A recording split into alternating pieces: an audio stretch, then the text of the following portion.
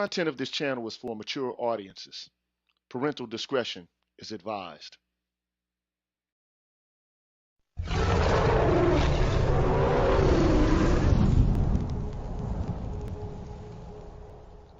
You're tuned in to the Green Gorilla channel. Please make sure to like the video, subscribe to the channel, and hit the bell notification button. And please, feel free to share the video. Thank you.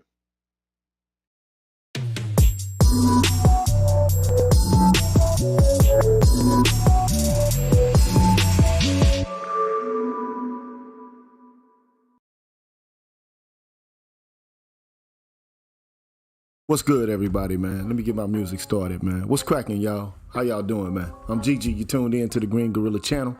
It's the place where black men can express themselves freely, straight up with no chasers, man. Before I get things started, as I always do, I want to give a shout out to all you haters out there. Hope y'all passing a good afternoon, man. Be well.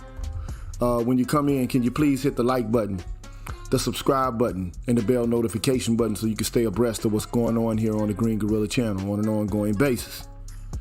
And as I always do, I want to give a shout out to all of the members of the Green Gorilla channel on both YouTube and Patreon. So let's get that process started, and then we're going to get down to business. So shout out to Mr. King, Larry R., Seth Sun, Devon Love Ridge, Spain Man, Ben Cannon, Kitten, and An Honest Look, Sherlin Woe, Stefan, Mr. Me Too, Call for President, and Superman's Cape. Big up to all of them. Big up to AKs and Curtains, H-Town, BD Main, Adrian Thomas, Binga, Path Guy, Aaron Peters, Zanko, Dardar, No Sleep, and Vincent Lindsay. Big up. Big up to Beautiful Trauma, Quiz the Poet, Jazz Tech, Shadow Observer, Sugar T, Troy Warren, Cutting Up with the Jones, Mrs. KP Bailey, D. Scott, Pete Rock 496, Lord Hamal, and J. Cleveland Green. Big up. Big up to Black Wizard 80OS, Pulpit 28, Electrician 480, Jeffrey Speed, Dreamlit, Afro Troop TV, Adam Timothy Blewett, Ignatz Mouse, Broken Blade, and Scott Haywood. Big up. Big up to Black Uru Strikes, Dr. Tree 33, Julius Ferguson, Show Me, K. Ryan S, Life of Commerce, Anthony Davis, Leroy Honeycutt, A. Wilson's Ghost, and Apex Prowler. Big up. Big up to Rick Ross, Sandra Jean, Charles Gilmore, Papa Didas, Greg, Michael Ross, Alan Wiley, Mr. Valentino, 77 Base X, Black Men Being Brutally Honest, and Lee Ways. Big up.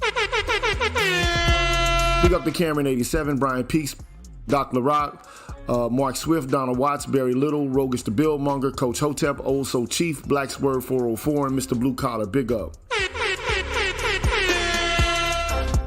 Big up to I'm Just Jules, Barnolis, Brian McMurray, TD Hip Hop Media, Drew Main, Brotherly Love, The Face, Mr. Heat, Sir Anthony, Charles Rogers, and MLR. Big up. Big up to Universal 178, 7th Coast Dojo, Rasheed Barnes, Odd Collard, Aaron Smith, D. Ace, Red Pill Revelator, Gold Professor, Aaron Infinite, and Dr. Tiasan Johnson. Big up. Big up to Ricky Dawson, Kalon Chakala, True 7360, BGS Ibmore, Artisan MC, Hostile ADEP, W. Pierre 1, and Marvin Battle Jr. Big up to those guys. And can't forget the brethren, Forrest Windu, Kevin Samuels, and David Carroll, man. Big up to those gentlemen, man. Also, I want to give a shout out to Chris Flowers, Christopher Burton, Chris D. Martini, Daxby, Lamar, J. Live, Rashawn Phillips Searles, Keith Bass, Nick Malcolm Smith, Rock One, Judah Arenda, Albert C., Dr. Ben Vincent, J. Cleveland Green, Charles Fontentot, I'm the Light of My Father, Waffle Weave. Hold on, man, that's too many. That's too many patrons, man. Current tier, lifetime. No, I want to, active members, man. Let me go through that list again. I only got 22 members on Patreon. Let me do that again. Chris Flowers, Christopher Burton, Daxby, J. Live, Rashawn Phillips, Keith Bass, Nick, Albert C., Dr. Ben Vincent, J. Cleveland Green, I'm the Light of My Father, Waffle Weave, Tyrone Hampton, Darnell Smith, Excalibur, Pursuer Prisoner, Taz, Dragon 59, J. Bailey, Mr. Michi, Momal, and the Saint. Well, big up to all y'all, man. Thank you.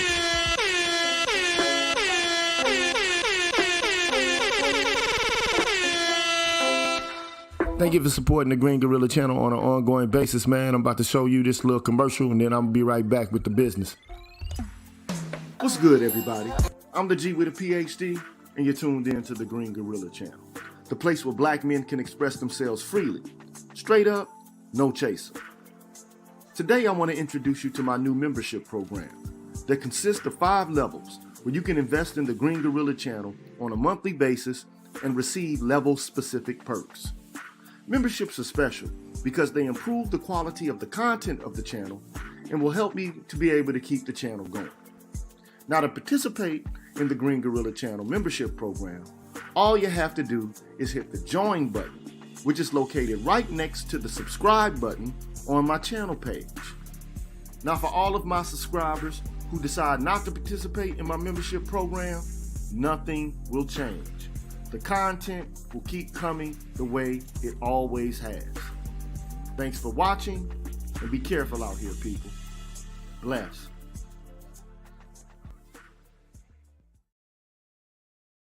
Okay, what's cracking, everybody, man? I'm back. I'm GG. You tuned in to the Green Gorilla channel. It's the place where black men can express themselves freely, straight up, with no chasers, man. And, you know, today, I almost wasn't going to go on, man, because my internet was just going in and out, out and in and out. I'm like, damn. So, I postponed it tentatively for tomorrow, but then, it started acting okay again. I still got this technician supposed to come in tomorrow, but it is what it is, man. Thank you for being patient with me, for all of the members and the people who support me on Patreon. I appreciate y'all help and support. As always, man, real talk. But today what I want to do is have a conversation, man, about, this whole notion that, men are logical, women are emotional. Bullshit. I just want to address it because, come on, man, let's face it, man. Like, are you really actually trying to, articulate to me that as a man, you have no emotions whatsoever, man? To me, that's just complete bullshit. It just belies the facts of my own experience. I don't know about yours, okay? But it just belies, my experience with life and seeing different people in different situations. And, this whole idea that men are logical, women are emotional. Like, what emotions are you talking about to begin with? Like, what are the range of human emotions that we have anyway? And what's the pretext for saying that, women are emotional, men are logical? Like, what is the pretext for saying it to begin with? I mean, I just, I'm trying to get at the root of why people continuously say this. And more often than not, it's some dude that thinks he's a manly ass man, and I get it. I understand it. I understand it. But at the same time, it's my job to try to fact check it and to determine if it's actually accurate.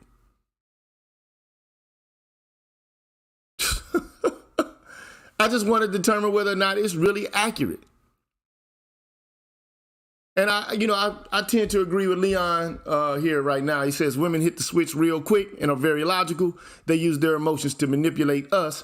Pretty much it. And I think that's partially true, but when men do this, when men say, like somebody else that they know that's a man is being emotional, what they really are trying to do is they're trying to ridicule that man and call him a bitch ass nigga.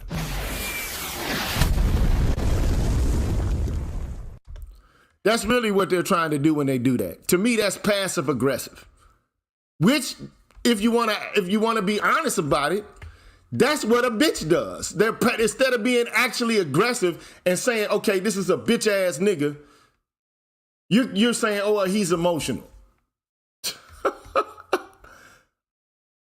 Why don't you just come out and call him a bitch ass nigga? Don't say, well, why are you so emotional? Just come out and say, hey man, I don't like you. I think you're weak. I think that, I'm more of a man than you are. Why don't you come out and just say that? Instead of going in a circuitous manner and trying to, go around about in a circle, why don't you just come right out and say, hey, look, I think that, you soft, cat, and, I think you're lame or something like that. All this talk about emotions to me is it's some bullshit. And this is why guys don't do it. Say, because you got to fight after that.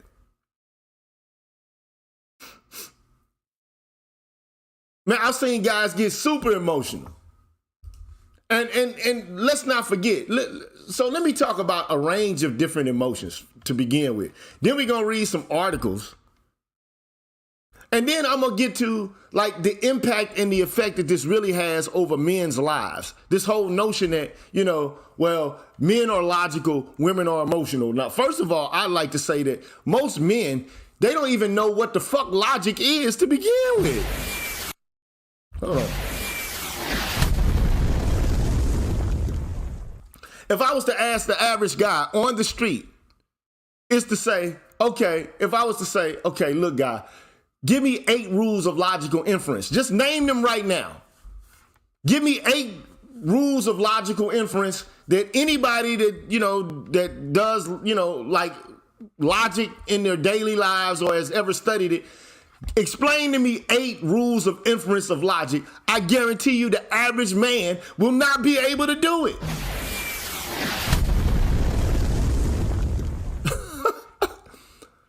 They won't be able to do it.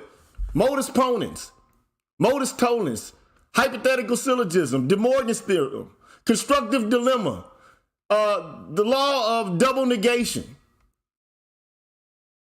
the associative, associative theory and shit like they wouldn't even know. They don't even know what this shit is. If I start putting P's and Q's and conditional signs and dots and disjunct signs and shit in front of people, they wouldn't even know what to fucking do. They wouldn't be able to make sense of it.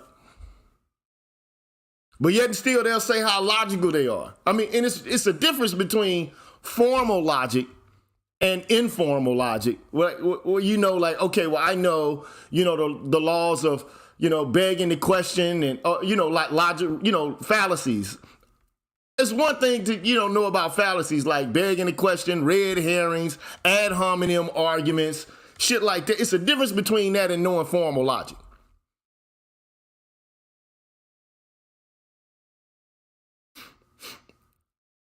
So let me just talk about the range of emotions that people can have. Like, and I'm doing them from A to S, okay? So admiration is an emotion. Admiration is an emotion. As a man, you've never admired anyone? There's nobody you admire? Get the fuck out of here, man. It's bullshit. You never admired somebody? You've never adored anyone like your child? Or like even your female partner or something like that? If you gay, your male partner? Like you've never adored anyone? You never had adoration for anyone, man? That's also bullshit to me. Another emotion is the appreciation of beauty. Like aesthetic value. As a man, you don't have that. You don't have that kind of feeling. That never enters into your emotional lexicon. That's something that you don't experience. Amusement. You never laughed at some shit? That's also an emotion. You never laughed and so hard that you could barely breathe? How about anger? You can't tell me you are a motherfucking liar if you tell me you've never felt the emotion of anger. You're a goddamn liar. You are a liar if you tell me you've never felt anger. You're lying. Anxiety? You never felt anxiety at anything before taking the test, being pulled over by the police, anxiety when you're in an environment where you've never been before, it's your first day of school, you never felt any of this? Christopher Clipper said big button breasts are to be adored. Well, that could be appreciation of beauty, but I don't adore body parts. I can appreciate the beauty of the body part, but I'm not adoring no ass and no tits. I don't adore that shit. I might appreciate it, the beauty of it, but I don't adore that. Awe. You never been in awe of nature? Sit back and watch a mountain range, you know, like, or the river or the ocean and stand in awe at nature. You've never had that experience? How about awkwardness? That's another emotion. You never had that emotion? You never felt awkward before? You never been bored before?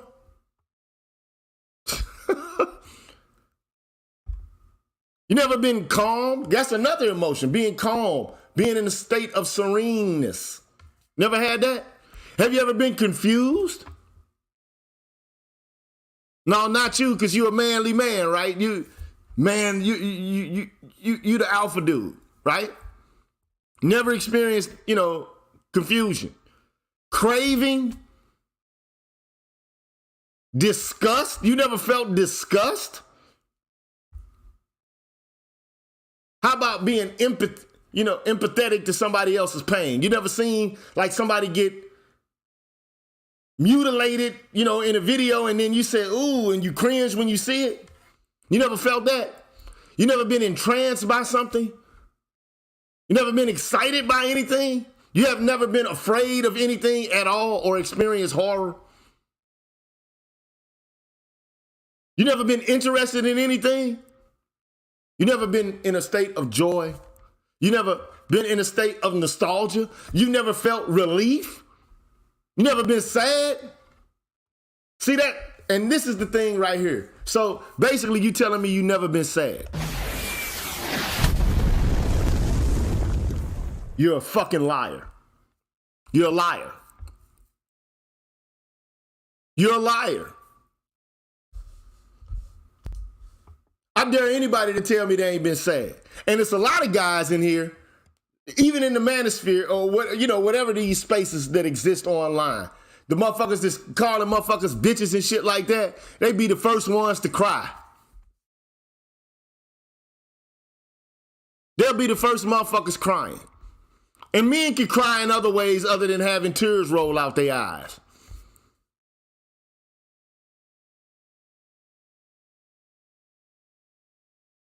And I think PK Angel is right here when he says, I think when men generally say emotional, they speak to a particular few emotions and to what degree those emotions are expressed. I think so. One of those emotions is being sad.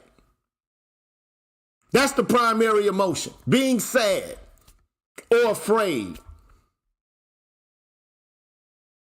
Those are the emotions right now that I would assume that the average guy would say, okay, this is what makes you a bitch. Being afraid or being sad about something. But anger is perfectly acceptable.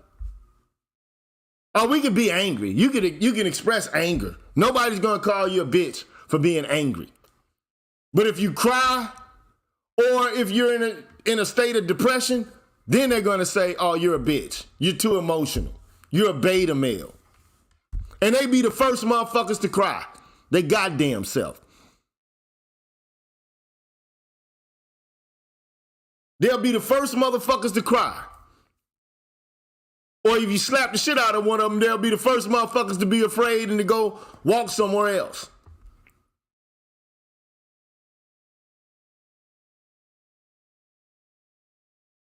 Or to complain about some shit. Because when niggas cry about complaining, and I don't think there's nothing wrong with a motherfucker to complain if it's not excessive and that's all you do.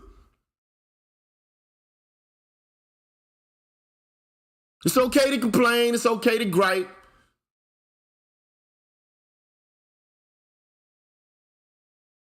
It's okay.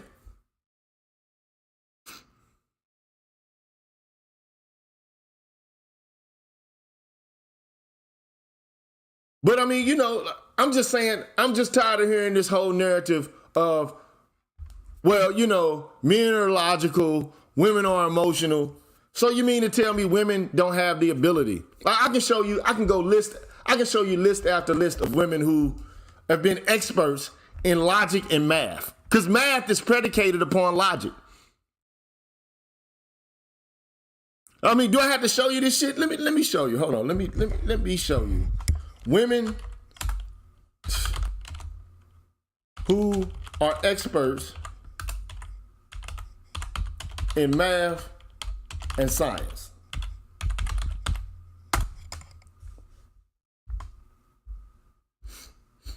I'm not gonna be all day with this shit because I'm not trying to spend all day on this one thing. This damn thing will back up.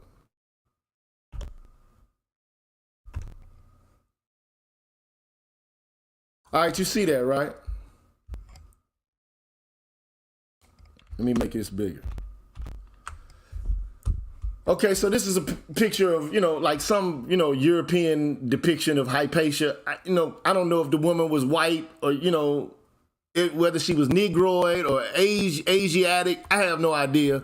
But this is like a common depiction of who Hypatia was. But she was the head of the Library of Alexandria at one point, okay? Hypatia, okay? Egyptian mathematician.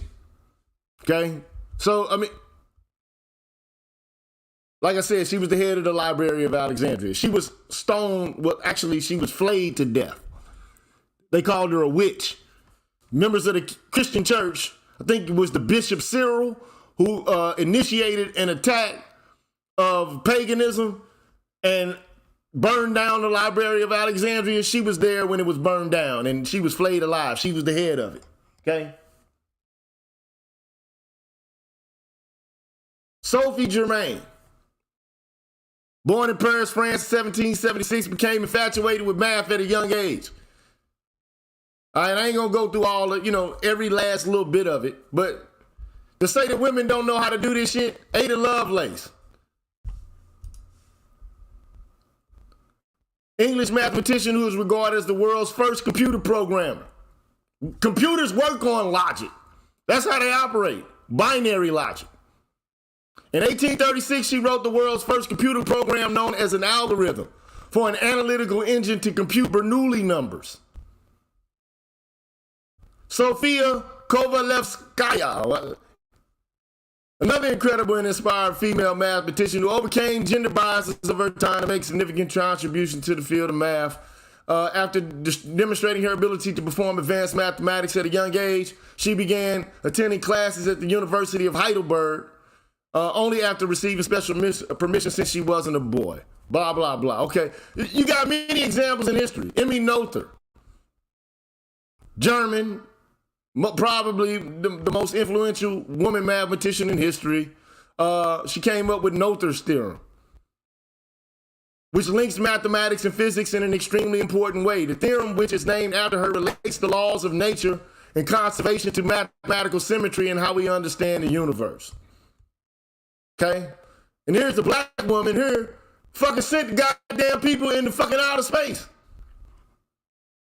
Dorothy Vaughan is known for being a respected high school math teacher turned human supercomputer for NASA. She worked on a racially segregated team of computer programmers assigned with using supercomputers to perform computations associated with NASA space launches. I mean, all of this is just to demonstrate, and Katherine Johnson, I'm gonna stop there. Okay? So it's obvious that women have the capacity to do logic. It's obvious.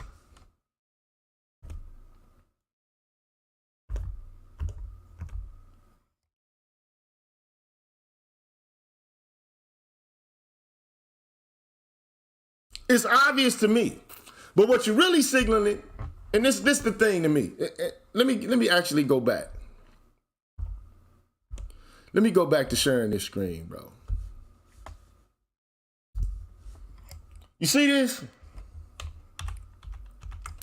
This to me, I consider to be the intersectional feminist Bible. That's what I consider this to be. This is the Combahee River Collective, okay? It's the Conway River Collective Statement. Okay? And you know what they say? These women say they reject pedestals, they reject queenhood, and they reject walking 10 paces behind. What they desire to be recognized is as human, levelly human, and that is enough. That's it. That's all they want. That's all they desire. Okay? They reject pedestals, they reject queenhood, and they reject walking 10 paces behind. So they don't want to be elevated. They don't want to be queened. That's what they say. Or they don't want to walk 10 paces behind. They just want to be treated like everybody else. Equally, right?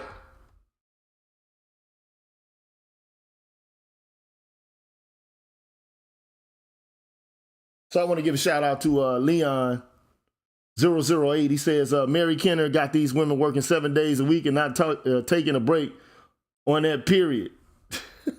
And he laughed out loud. Damn.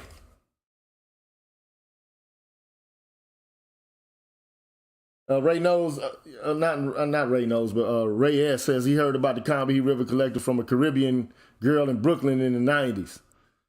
Hey, it is what it is. I'm saying this is what they say they want, to be treated levelly human.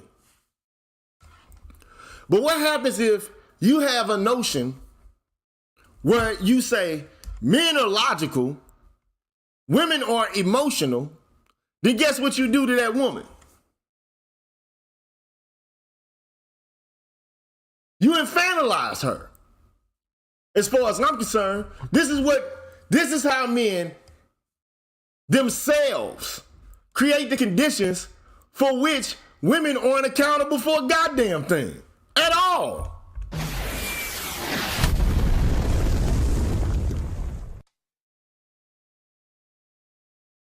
It's not really women who are doing this. It's men that are doing this.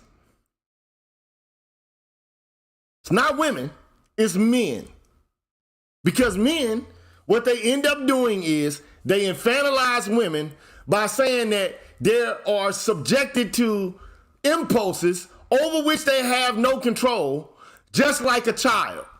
And if you say that about women, then what are you basically saying? You're saying that they are not accountable for their emotions and cannot exercise virtue in that regard. So they got to get a pass.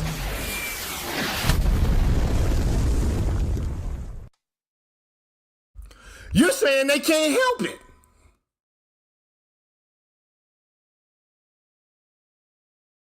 It's men that are doing this shit. And these niggas, I'm not, let me stop using the N-word. Because it ain't just black men that say this. But men who do this shit, they'll be the first motherfuckers to get angry, or the first motherfuckers to tear up the house, or the first motherfuckers to go cry and sob and shit somewhere depressed.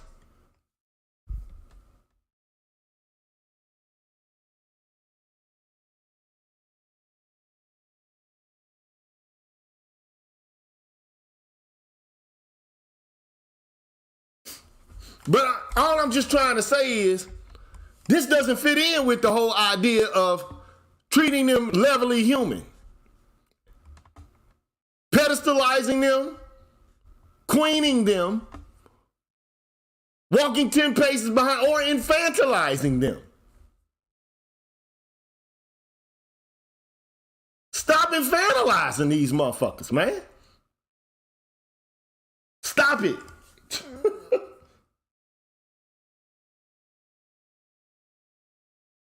Because this is what happens, right?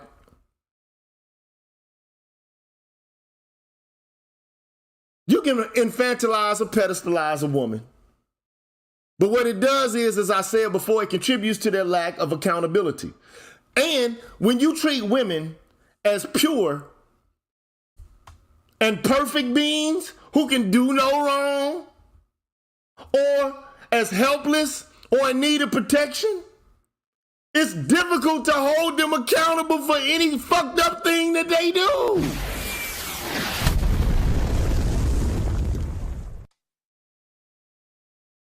If you view them as in need of protection, I have to protect them. Oh, it's like you're little, like a fucking infant, like a baby in a bassinet.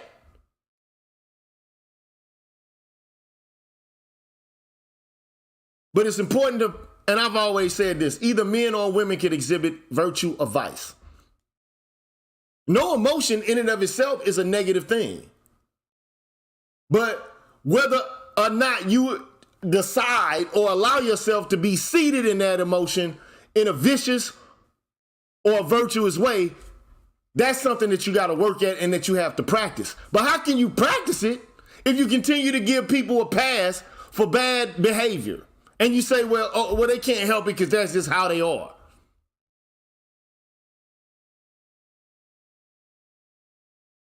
The only way to hold people accountable is to treat them as equal adults. That's the only way you can make women accountable for any fucking thing, bro.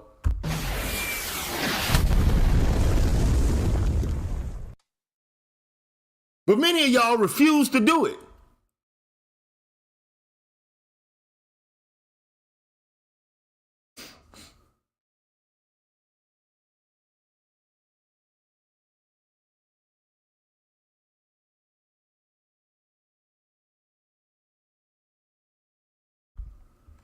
If you don't agree, come on, step on in and tell me why you don't agree.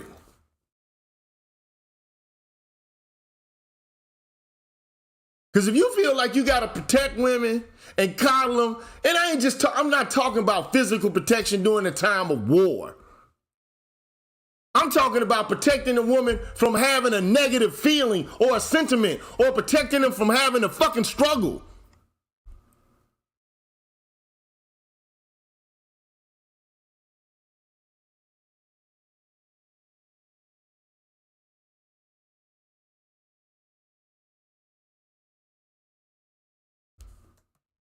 Here you go.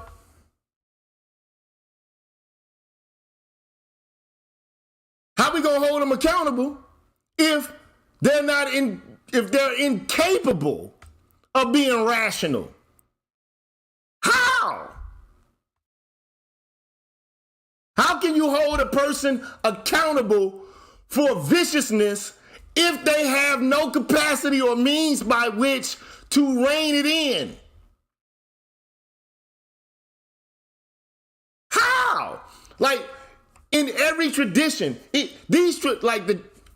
today we think of ethics in terms of, modernity and like acting in accordance with rational principles. So like the main two theories that grew out of modernity in relation to ethics are deontology, which was developed by Immanuel Kant, and utilitarianism, which was developed by Jeremy Bentham and, amended by John Stuart Mill. Okay, so those are the two theories. Deontology, which is basically, a stripping down of Christian morality into philosophical terms. Okay, and I mean, basically, it is embodied by the whole notion of you have to have duty to the moral law. It's a philosophical interpretation of the golden rule. Do unto others as you would have them do unto you.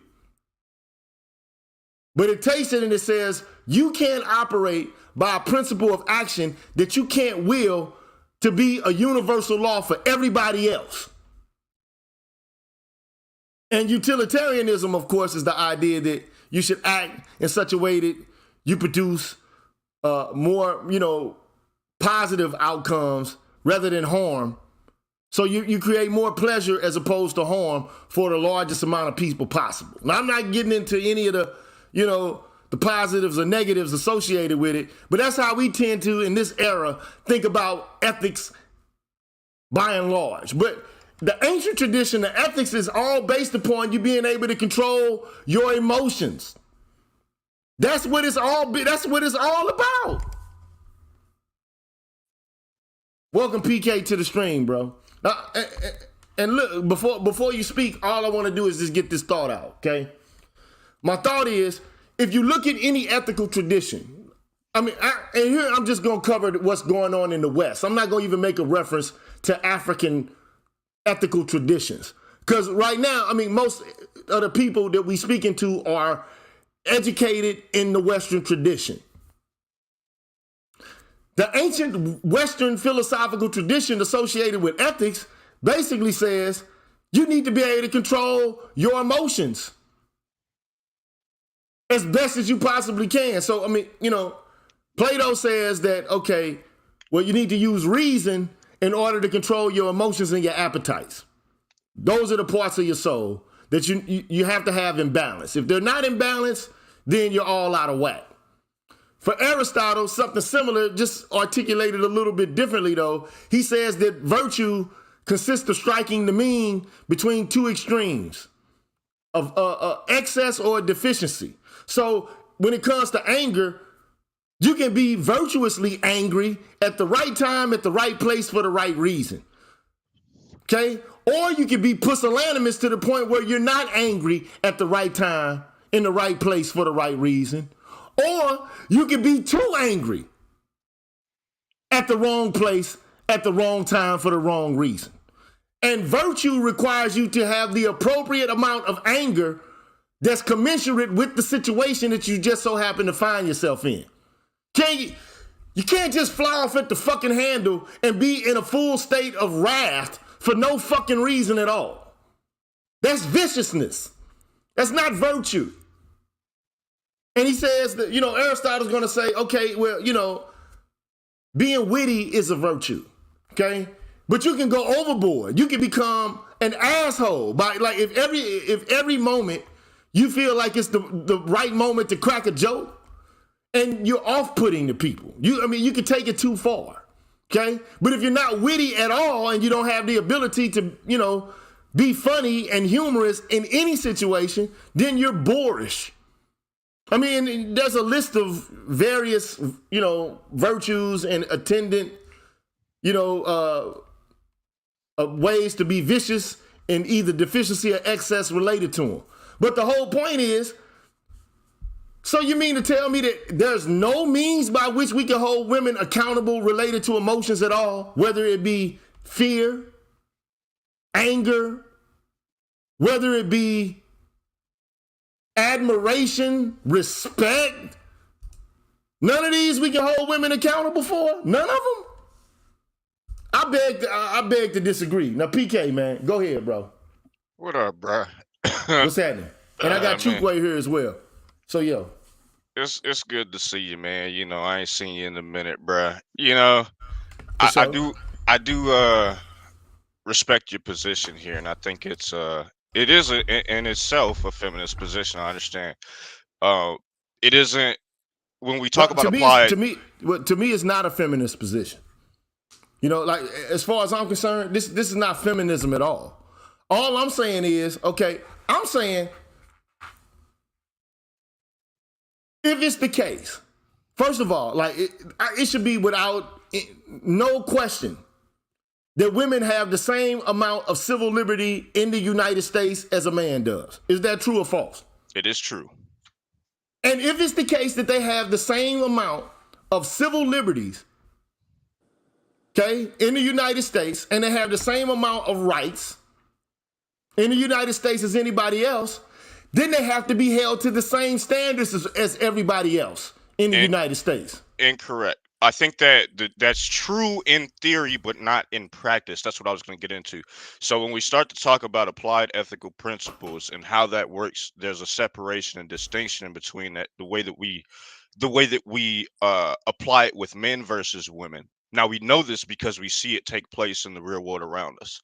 Okay, so when we start to talk about why women get paternal custody rights over children first, when we start to talk about why women are preferred in certain jobs, when we start to talk about why women get certain privileges that men do not, it's by virtue of the fact that we do not apply these same ethical principles to women as we apply them to men. It just is a fact. Now, so also when we start to look at the way that we describe these sets of ethical principles to men and to women, there's a diversion in the way that we value these things. We value them less in women as opposed to when we see them expressed in men. And the reason for that, I would say, is largely due to the way that societies were established and existed throughout history. Now, you can argue that women are able to uh, express logic to the same degree as men. That's true. But oftentimes, what you often find is that these women, as you pointed out, weren't largely accepted. Now, I think that that had, like I said, that had something to do with the way that these societies existed, and I think arguably you may even be able to make a rational argument for it. I can't. I don't know. Uh, it's beyond my capacity. But what I would say is that largely, I think that it isn't outside the realm of normality for men to do this. It's not. We've been doing it for a while. Now you could say it's It's due to look. sexism. There may be some truth in that. It's due to a whole list of things. I personally, you know what I think it is? I think it comes from men infantilizing women, which basically is a like Leon 008 said it earlier on when the stream first began. He says, if I can find the specific little thing he did say, because I pretty much agree with what he said. He says this: women hit the switch real quick and are very logical. They use their emotions to manipulate men. Pretty much it. Now, children can manipulate you with emotions. Like, I mean, a popular example of it is, like, I know it's not a child reference that I'm utilizing, but you ever seen the movie Puss in Boots and shit? Or you ever seen any reference to the movie Puss in Boots? Have you? Yeah. All right, so, what Puss in Boots does, first of all, he's already a swashbuckling, dangerous-ass cat, right? But what he does is he looks at people with his little so-called puppy dog eyes, and he gets them to buy into the bullshit facade he's putting on as if he's innocent, just predicated upon the way he looks. Right? Correct. So what ends up happening is people perceive the look with the attendant virtue, and then what ends up happening is he's able to manipulate them into doing what he wants. So in a similar manner, I'm not saying all women have the capacity to do this, okay? Bullshit. Primarily attractive women are the ones who are able to do this. Bullshit. Okay? Bullshit. No, I can't be manipulated like that. Just because you can't doesn't mean that most men can't. But I'm not most men. All right, that's my point. But at the end of the day, but also you got to make a differentiation between description and normativity. Because you're trying to, explain how things are, or this is just the way it is, this is what men do, this is how men always behave. Like, yeah, you're actually making the claim. I get it. I'm saying, look, not in all cultures. Bullshit. Women have not been given a pass, like all this past shit today. Like all these passes that women get, all these privileges you continuously talking about. That shit wasn't like part of every culture, bro. Like one of the things, like even like in medieval European culture, women got punished all the fucking time. Men held women accountable like a motherfucker during the medieval era.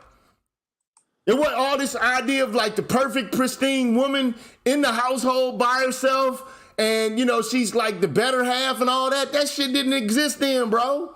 They'll put a bitch in the Iron Maiden and torture her ass and call her a witch and throw her in a motherfucking pond. And if she able to escape the trial by ordeal, then she was actually a witch and in league with the devil.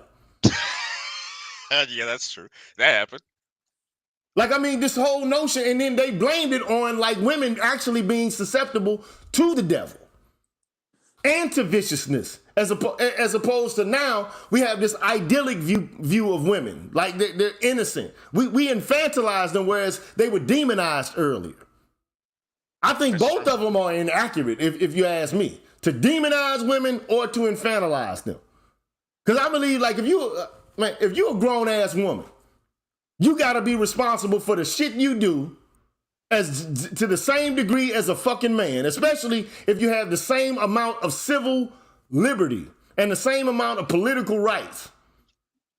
There's no way around this to me. There's no way to dance around this. And the problem is that men, they don't want to fucking get past it.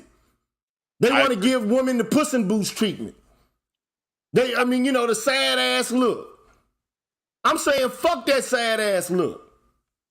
Fuck the whole notion of, well, I need provision. Man, fuck all that, bro. We're at a point where we got to move past the infantilization. It's past that, bro.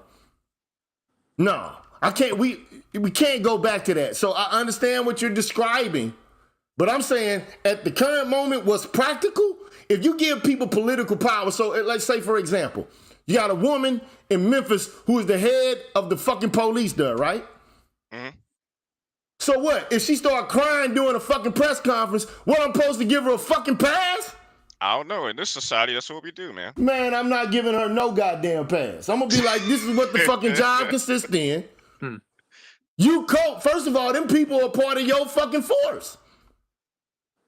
I think. Well, here's the deal, man. So I think that oftentimes in this society, and really many societies across the world in the 21st century, this is actually it's a sign of the times, man. It's what we do. We do it everywhere.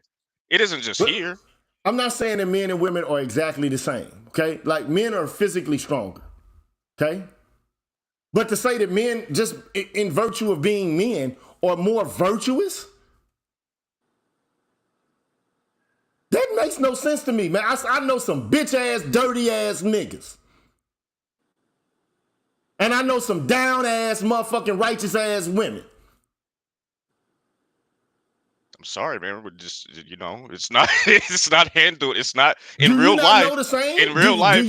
Do you not know the same? Of course. What I'm saying, though, is that in real life, we don't treat these things as a group. I'm not talking about individually, but as a group. If we want to take a look across most men and most women, this is the way that this society operates. It doesn't work that way. It doesn't. We want it to, and when we try to move it in that direction, it will not. To me, look, I'm saying this. They don't even, arguably, women on the whole don't even express that they want equal treatment. Not like that. Hey, bro, this is what I said before. I said this shit a long time ago.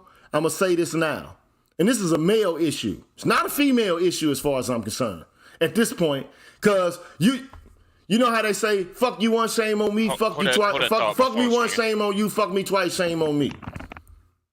So if you pull the wool over my eyes one time, okay, you got me. If you keep getting me, then it's my fault after that. I'm asking to get got. All right. So if a motherfucker make you believe that I couldn't help myself. So if a bitch stab your ass, and then, she's like, well, I was so angry, I was so frustrated, I couldn't handle it. So we're not supposed to punish her ass? Do we punish her to the same degree as we punish men? The answer is no, we not talking anywhere. About, there we go with description versus normativity. I'm saying that men need to grow the fuck up and allow women to grow the fuck up. Because they asked for it. If I look at this document, what does it say? This is the intersectional Bible. We don't want to be pedestalized. They don't want to be queens. They don't want to walk 10 paces behind. Okay, that's what you say you want, right? It's a lie, but go ahead. I'm going to give you what you say you wanted. I'm giving you what you say you wanted. Now, you might, as a man, you might feel like, okay, it's your job and your duty to pedestalize women or to put them down or, to make them walk behind you or some shit like that. I'm saying, if you say you want to be in the same position as me, you got that. You're going to get judged and assessed pretty much on the same basis as anybody else. All this, I'm giving women passes and all of this shit. To me, at this point, it's a weakness in men. Not in women, it's a weakness in men. So here, let me ask you a question, Gigi. Would you say that women are 100% equal to men on all rights? Would you say that in I'm all saying this. respects? This is what I'm saying. No man is equal to any other man. I'd agree to that. In an exact same way. Like, I mean, like, is a 150-pound man the same as, say, for example, 250-pound, man? No. But in what respect and in what manner are we treating them equally? Like, in terms of physical prowess, we don't have to treat them exactly the same. But in terms of being responsible for their actions and the shit that they do, I think that we can treat them equally. And then we don't give them passes and say, oh, well, your emotions are such that you're so delicate and I know that you can't help but being the bitch that you are. So you get a pass. Yeah, that's where we disagree, man. I just think, I'm not trying to say that you're wrong. I understand your contention and your viewpoint, man. We don't agree here, man. I'm sorry. It's just, unfortunately, I understand the ways of this world in so far as women are concerned. They may say a great deal of things, but in truth and in practice, they actually aren't, they aren't for that, dude. They're not. They're not for So what? we can play. Like, I mean, they're not. like, They're not up to the duties and responsibilities of equality. They're not. Nope. They're not. We play this game and we want to bring this forth and put it in law and codify it. But in truth, in most societies, they're not up for that, dude. They're not. Not even in this one. They're not up for that. So I think we should just stop playing this fucking game and just be honest. Just call it for what it is. Like, just tell them, like, stop kidding yourself. You're not a fucking feminist. Stop lying, dude. Like, it isn't. I'm not going to go and do the mental gymnastics to get to the point where I'm trying to explain to the woman that she is my equal. Like, they may believe it in rhetoric, but not in practice. So you believe that just in virtue of you being a man, that you're superior to a woman? Just in virtue of you having a dick and testicles? Like, just in that sense by itself, with nothing else added to it, innately you're superior than that bitch is. And I'm sorry to use the term, but I'm just being a nigga. So just in virtue of you having a penis and testicles, that makes you superior than a woman. No, but what I would say is, by virtue of the fact that the expectations placed upon men is higher, yes, that does make me superior to a woman. In this society and in every society across the fucking world. That's just how it works. But in what regard? Like, here's my viewpoint. Like, are there women who are superior to you in mathematics?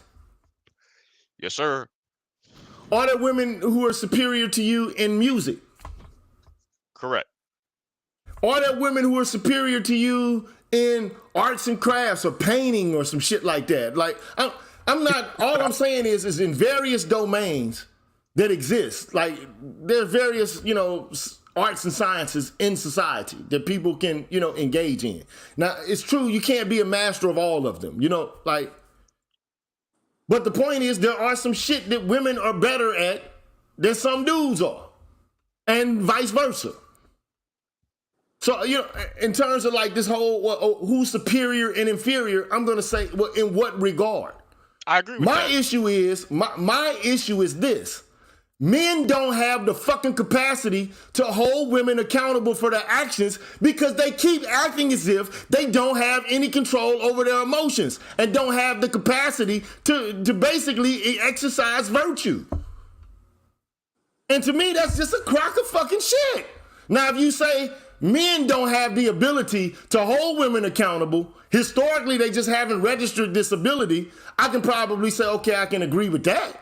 Maybe to some degree, but to say that women don't have the capacity to exercise virtue and to control their emotions, that's a male problem as far as I'm concerned. It's not a female problem at this point. This is a man problem because niggas won't hold women accountable. But then they say that women aren't accountable. How the fuck can you hold them accountable if you refuse to actually hold them accountable?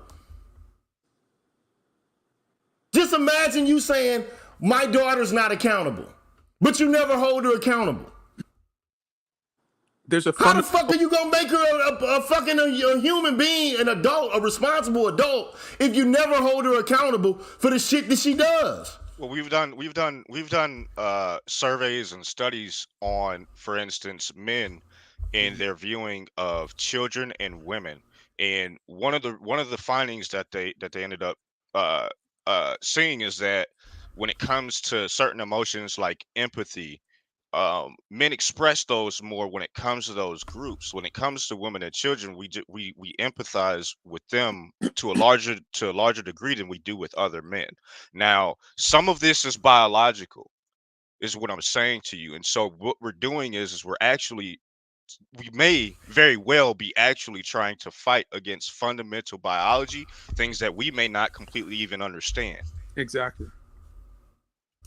And so that's why I'm telling you that I don't think that we're moving in the right direction when we say that we want to essentially put women on the same exact playing field as men, as a whole. Now, when you start to reach for the exceptions and people that have uh, uh, uh, uh, abilities that go women in general that go beyond the average abilities of most men, like sure, uh, we're gonna women are gonna express these traits, of course. But what I'm saying is that on the whole, this is just what we tend to find. That's all I'm saying. We tend to find we tend to find societies that infantilize women. That wasn't the statement I made, but I mean, sure, to some I mean, extent. There's a fundamental flaw. to me, either we're treating women differently because of what? You say evolutionary biology creates a situation like it's an innate, it's ontologically encoded in our DNA for us to infantilize women for reasons which we don't even understand, right? To some extent, sure. But is that rational? I mean, to some extent, That's not yes. rational itself. That's working on a non-rational principle. That's like some fucking instinct shit. That's animalistic. I mean, is it not? I mean, yeah, to some extent, yeah. There's a fundamental flaw underlying this reasoning here, and this is a flaw that is located in feminism as well. Feminism is based on this idea that the human mind is a blank slate, that society can write, your role onto your that human beings are perfectible and we're equivalent.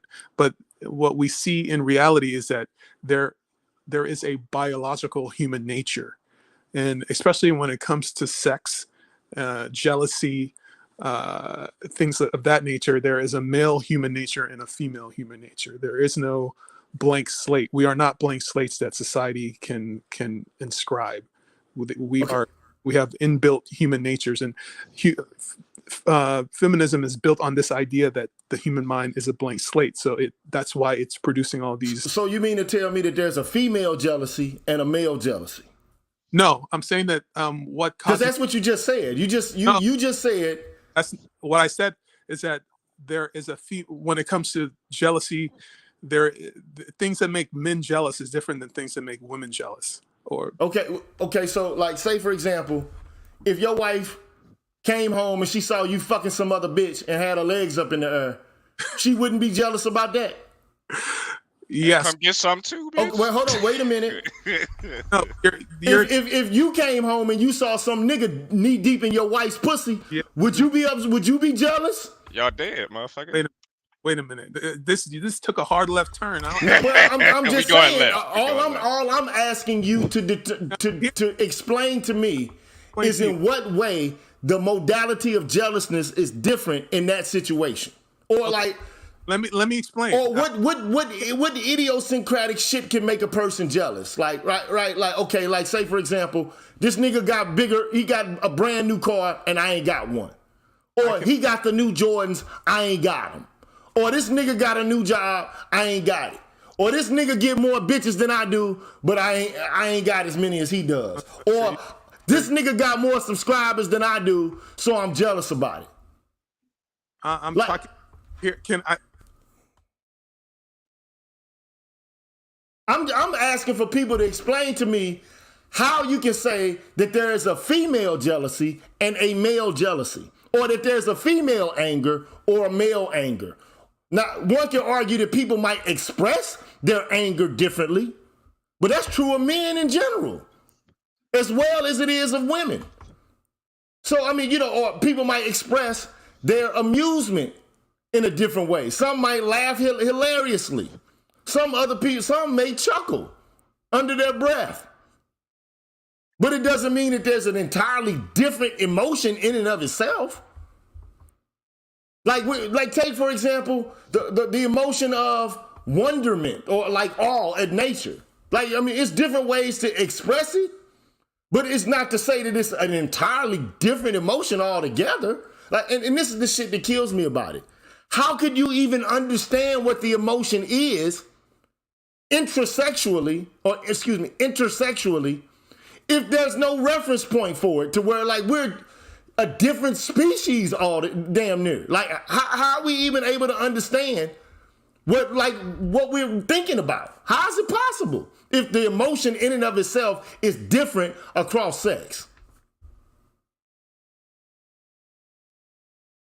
Are you asking the question? I'm asking how, if you say I'm angry, how can I know what angry means if we don't have a common reference to what anger actually is? Well, I think that reference point changes when you start to talk about women. That's the issue. That's the issue. We emote, but it's like I mentioned in the comment that you acknowledged. The thing is that these emotions take on different expressions in a matter of degrees, and also how exactly it presents itself. So, for instance, you used the example of a wife or a woman walking in and seeing catching me cheating, right? Fucking a bitch, right? That's what she said. Is that correct? Mm. Okay. So, what's more likely for women when we start to think about women and how they express their emotions? Do you think that her first reaction would be to freak the fuck out and kill me and the woman? Yes or no? It could be. Do you think that that's most likely? Or would the secondary option be that the most likely outcome is she would either get upset or cry about it? I think the second is more likely. So she would so if she saw you fucking another chick, she would just start crying as opposed to trying to fucking hurt you or punching you. Probably the second. And in most instances, the second is more likely. Not all, but in most instances. So how do you account for the fact that when it comes to intimate partner violence, women often initiate the violence more so than men do? I don't think that oftentimes has to do with a person literally walking into the room and catching me fucking a bitch, or catching men on average fucking a bitch. Like, I'm just trying on there. I'm just saying, like, here's the thing. I laid out a specific example that you use. That's what I was. I get it. But all I'm trying to draw an allusion to is the fact that we assume that women are passive, and that all they do when they experience stress is to cry. But that's not true of all women. Now, it might be true of some women, but it's true of some men. It's not true of all men. Now, you might say, well, there's more men who will just freak out and get angry, but is that actually a consequence of, like Chukwu said earlier, is it a consequence of emotion that's innate or just biological, or is it social? And I would say, wait, that's an important question, and it needs to be answered. The answer is both. It's just how much. That's the right answer. It's both. It's not either or. It's not a binary. So at the end of the day, I say it's both as well. Okay, I don't think there's just one. I think that there's an interplay between nature and societal norms and constructs and conventions and shit like that. But here's my thing. Men complain about women not being accountable for shit, right? Mm-hmm. It's a consistent complaint. I'm saying if women don't have it in them to be accountable because there's some sort of flaw in their character or in their nature that makes them or renders them incapable of being accountable, then guess what? What's that?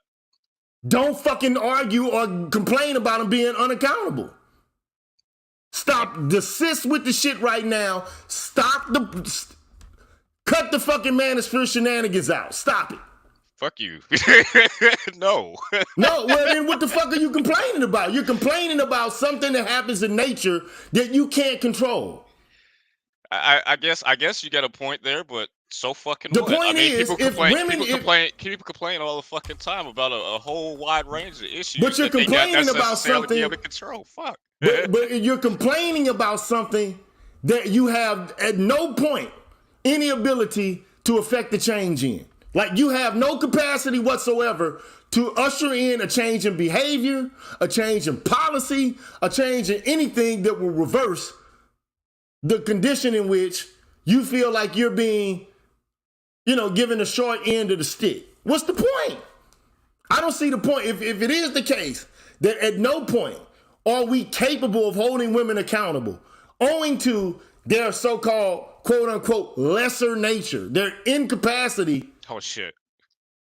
That's to more. Hey control man. their emotions. Hey man, calm down, GZ. Don't get more misogynist than me, bro. Come on, man. I'm just saying, bro. Like, look, if it's the case that women are incapable because, like an infant, they don't have the fortitude to be able to utilize practical wisdom and to make assessments and judgments about what's appropriate from one encounter to the next. If it is the case that they don't have that capacity, then what the fuck does this place exist for? Well, as this for guy, niggas to be like bitches ain't shit. Like I mean, no, wrong. So as this guy in the comments, he actually summed it up very well. This Christopher Harlan dude, he summed it up very well. There's a difference in between what exactly it is the manosphere is complaining about. Now, to some extent, you can make the argument that people are complaining about, your position as well. I think that some men honestly hold that view, as you seem to hold, which is that they should actually be brought up and essentially hold the same standards that we hold for men. That's a take to have. I agree with that take if that's the one you want to hold. And I want Christopher Harlan to come up because it's one thing for me to say. First of all, I know that there's differences between men and women. Like, that's bad. That's a bad argument. I never said that men and women are exactly the same. Well, I wasn't referencing. I'm referencing him now because what he's saying is that there's a difference between men and women biologically, and so that leads to an increase or a decrease of accountability and the ability to exercise or exhibit vice or virtue. And as far as I'm concerned, that to me is a bullshit argument. Like, I mean, no men are exactly the same. Or, I mean, unless you're fucking identical twins. No man has the exact same physical constitution as another man.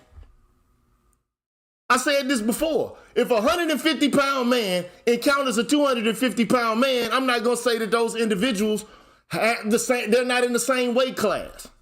But it doesn't mean on that account that I'm not going to have them, give them the same amount of assessment of character. Like, okay, well, you're a little guy, so I'm going to assess your character differently than the 250-pound guy. What's the criteria predicated upon which we're assessing virtue or vice? Not just based upon, well, you're different, so I got to treat you differently. Different in what respect? Different in what regard? I'm gonna have to come back and have this conversation at a later time. I actually got to start getting prepared for work here, but I hope someone else can have the conversation deeper with you. I'm sorry, I did the best that I could to explain the position that I hold, man. I appreciate you putting on this show, and I also appreciate the information that you bring. What's that? Yeah, okay, that's cool. That's cool. So I gotta go on the next one, bro. Yeah, I'll holler at you on the next one. Okay. So look, here's my argument. I'm not saying that men and women are exactly the fucking same. That's bullshit. We already know that women and men are different in some respects. But in every respect, that's some bullshit. There are some ways in which men and women are different, but there are some ways in which men and women are similar. Now, if you say that anger, like most people express themselves in this way or most people express themselves that way, bro, all I'm saying is this. If you want people to be accountable, you have to hold them to a standard of accountability that you can make reference to that's somewhat stable over time and space. If not, how can you hold anybody accountable at all for anything if there's no standard? If the first thing you do is you say, oh, well, she's a woman, she can't help it, you know they're just emotional. I hear men make this argument all the fucking time. You know how men make the argument? They'll say some shit like this. Oh, she's crazy. Or, women are crazy.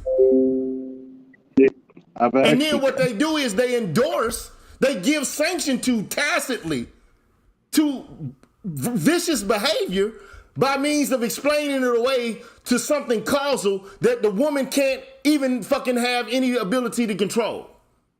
And to me, that's a male problem, not a female problem. So let me begin by saying this.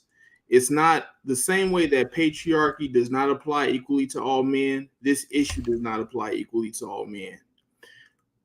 Men outside of the West traditionally don't have this problem. It takes an imperial group of men or an imperial system to divorce men from holding their native or ethnic women accountable for their actions. And that's entirely what you have here in the West and in the United States, and particularly in the Black community. We don't have on any level whatsoever, systemically, institutionally, and you and other Black male studies scholars have made this point time and time again. We have no power in our own households, in our own communities, and even over our own lives. We don't even have power over our own children, right? Fatherhood rights in general don't exist. But in particular for Black men, they don't exist. Those are her children once they're born, period. So this is what I mean when the manosphere's arguments, I'm going to do it on 2 points. The manosphere doesn't infantilize women. Their complaint, like it would be any man's complaint, is that you remove my ability to hold women accountable. So she's able to whoop my ass. She's able to do whatever she wants to with my child, and I have no say. And I don't like that. I've never been in agreement with that. I have no ability to lead my household, to be a father, to enforce my vision whatsoever. I never liked that. And Black men have said that for generations, and they've showed it with their actions, right? They've walked out with their feet, right? Okay. Fine. This is the game you want to play. You want to be a single mother. You want to have your household and divorce me systemically and culturally. So be it. I'm just going to walk away. And now it's gotten to such a point where it's like we will go overseas to find women who are not reared in this culture where it's beginning on a systemic level. She does not have to listen to you whatsoever. Period. You have no ability to compel a woman to listen to you whatsoever. In what domain though? Like, I mean, look, let me say this, bro. Look, there's gradations. Like, I get what you're saying. Look, okay. Bro, I've been like the pioneer along with BGS and having a conversation about the empire of the father and how it fell. Like, I'm one of the people who did early research on this in this space. So I like, know, but you're preaching to the choir. To lecture you, I'm saying that. But you're preaching to the choir, content, right? Okay, but I don't want you to get too long-winded to the point where we lose sight of where the argument is supposed to be going. The first thing I'm saying that the manosphere is not infantilizing women. The manosphere's complaint, point blank, is that they do not have the ability to hold women accountable. Outside the West, men don't have this problem, by and large. You don't see women in these other countries with their native men acting like the women who are socialized here in the United States and in the Black community. And there's no mystery for that. Those men are not any less manly or masculine than we are. is simply because feminism is not the systemic norm over there. That is the sole difference. Okay, so look, at the end of the day, this is my argument. Okay, I came in and I said, for one, number one, stop the bullshit about men are not emotional and men are logical. First of all, most guys don't know fucking logic at all. They don't. I mean, you know, guys know like informal logic to a certain extent because they understand fallacies and reasoning. Okay, like they understand, you know, red herring arguments, begging the question of circular arguments. You know, they understand, you know, the laws of contradiction and shit like that. But like if I give somebody a logical proof and I say, okay, solve for the conclusion that's given in this proof. Most guys don't even know the fucking rules of inference in order to be able to do it. Because logic in and of itself is a skill that you have to work with over time. It's not something that has to do purely with emotions. Okay, let me respond to that point specifically. But all I said was, and then I cited women in history. Like there are women right now who know math better than me. No, right. I heard the whole program up until right now, so you don't need to repeat it. But I'm going to address that point specifically. So it's not about emotion versus logic.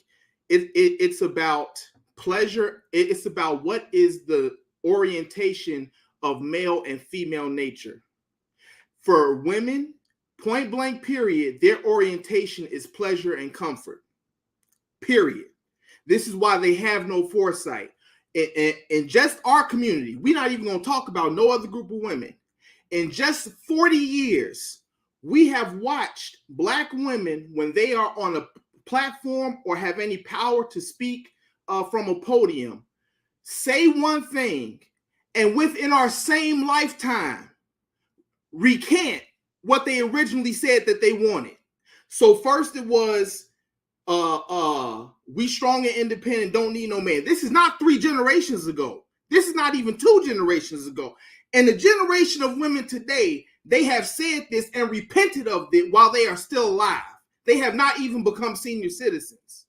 So like, this is like, what give me a concrete example, because I don't know what you're referring to. We are strong and independent and don't need no man. That specific trope we have saw within the same women who espouse that nonsense hit the wall 10, 20 years later, and all of a sudden they want to have a soft girl life. So in other words, the same women, this is not a new generation of women that said this. Bro, I just want to make sure. So you're saying that like if a person changes or shifts direction in a viewpoint or in a position, that makes them irrational.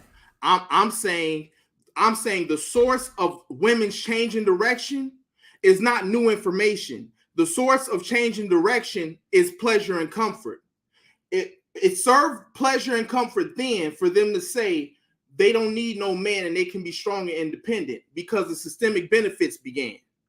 They didn't need a man systemically. They had the help of white government. So, whatever is best for my pleasure and comfort, I'm going to go in that direction. Now, after having lived in that lifestyle for 10, 20, even 30 years, now they want to repent of it and say how Black men, you all need to step up.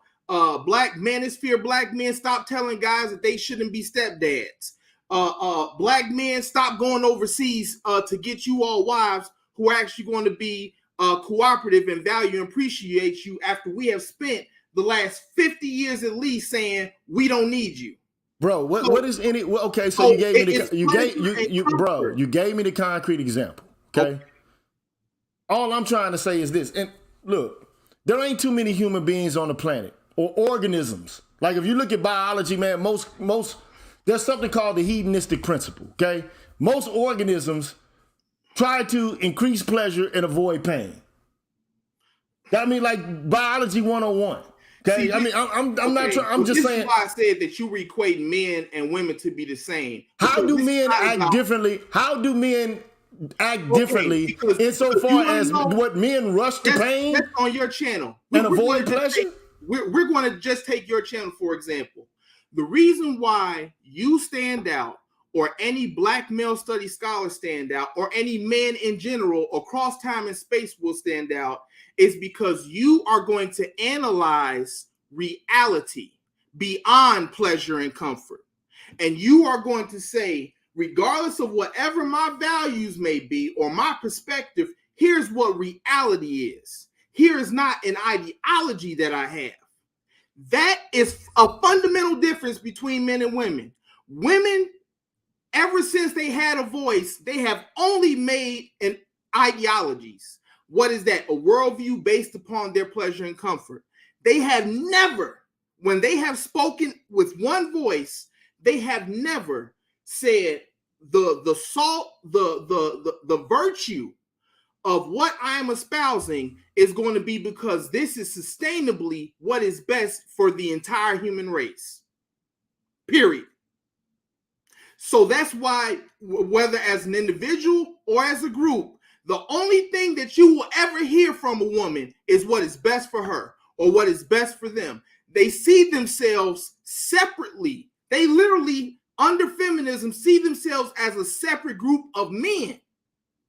And so they need to have their own pleasure, their own comfort that is not relying upon the world of men whatsoever. Men have never had that luxury. If you are getting a check, it is assumed you are taking care of a woman who you've had children with, and you're taking care of your children. When a woman gets a check, it is assumed that is her money. Even if she's married, that's her money. This is predicated purely on nature, correct? In your assessment, your viewpoint is this is innate in women. Like, women only give a fuck about themselves. They only care about their own pleasure and their comfort. Whereas men, they care about, like, men have, when they have spoken for themselves. For themselves. I'm asking a question, bro. Oh no. Okay. So that's evident because I just showed you how. Look. Let me just say this shit, right? And with American women, show me a time where American women, on any statistical level whatsoever, advocate for men's rights, advocate for black men's rights. Show me where black women who have had a platform on a statistical level have advocated for black men the same way that they do for black feminism. Show me.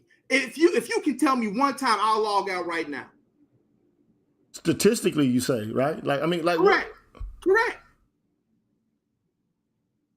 Because they know what's going on. They know what child support and alimony does to a bottom class group of black men, right? So tell me right now, bro. Look, okay. So at the end of the day, man, look. All I'm saying is this, bro. I understand your complaints.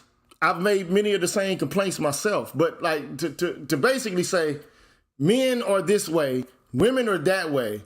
What you're doing is you're essentializing behavior predicated upon gender. And me, I don't rock like that. Personally, I don't. And to keep it quite honest, I can understand your viewpoint, but like this whole bifurcation about the separation between men and women looking out for their own identity group and men looking out for their own identity group, you only start to see that develop for real within the motherfucking, like the 60s or something like that. Prior to that, you really didn't even see that. Like this whole, well, I'm doing what's best for my identity group, and you're doing what's best for your identity group, and gay people looking out for their identity group. You didn't have this kind of fracturing and fissuring that you do today. Okay. Now, all I'm saying is, like, say for example, like Fannie Lou Hamer or Ella Baker, or like the women who were made up, because the Black Panther Party was more than just men; it was black women as well in that motherfucker. I completely agree with everything that you're saying right now. So all I'm saying is this, bro. In the '60s, there became this fissure. And it was, balkanization and fracturing and splintering predicated upon this notion of, identity politics. I I understand the origin and the nature of how it developed and how it propped up, okay? But to argue that it was always this way, you know, like the only thing black women ever did was only look out for their own goddamn self. I mean, that just belies the facts of history. No, that first of all, that's not what I said. What I was talking about present day, number one. And the reason why I was talking about present day is exactly what you just said. But see, I don't. But Christopher, this is what you got to be. Look, I'm not just making an argument predicated upon what the fuck is happening at time T3.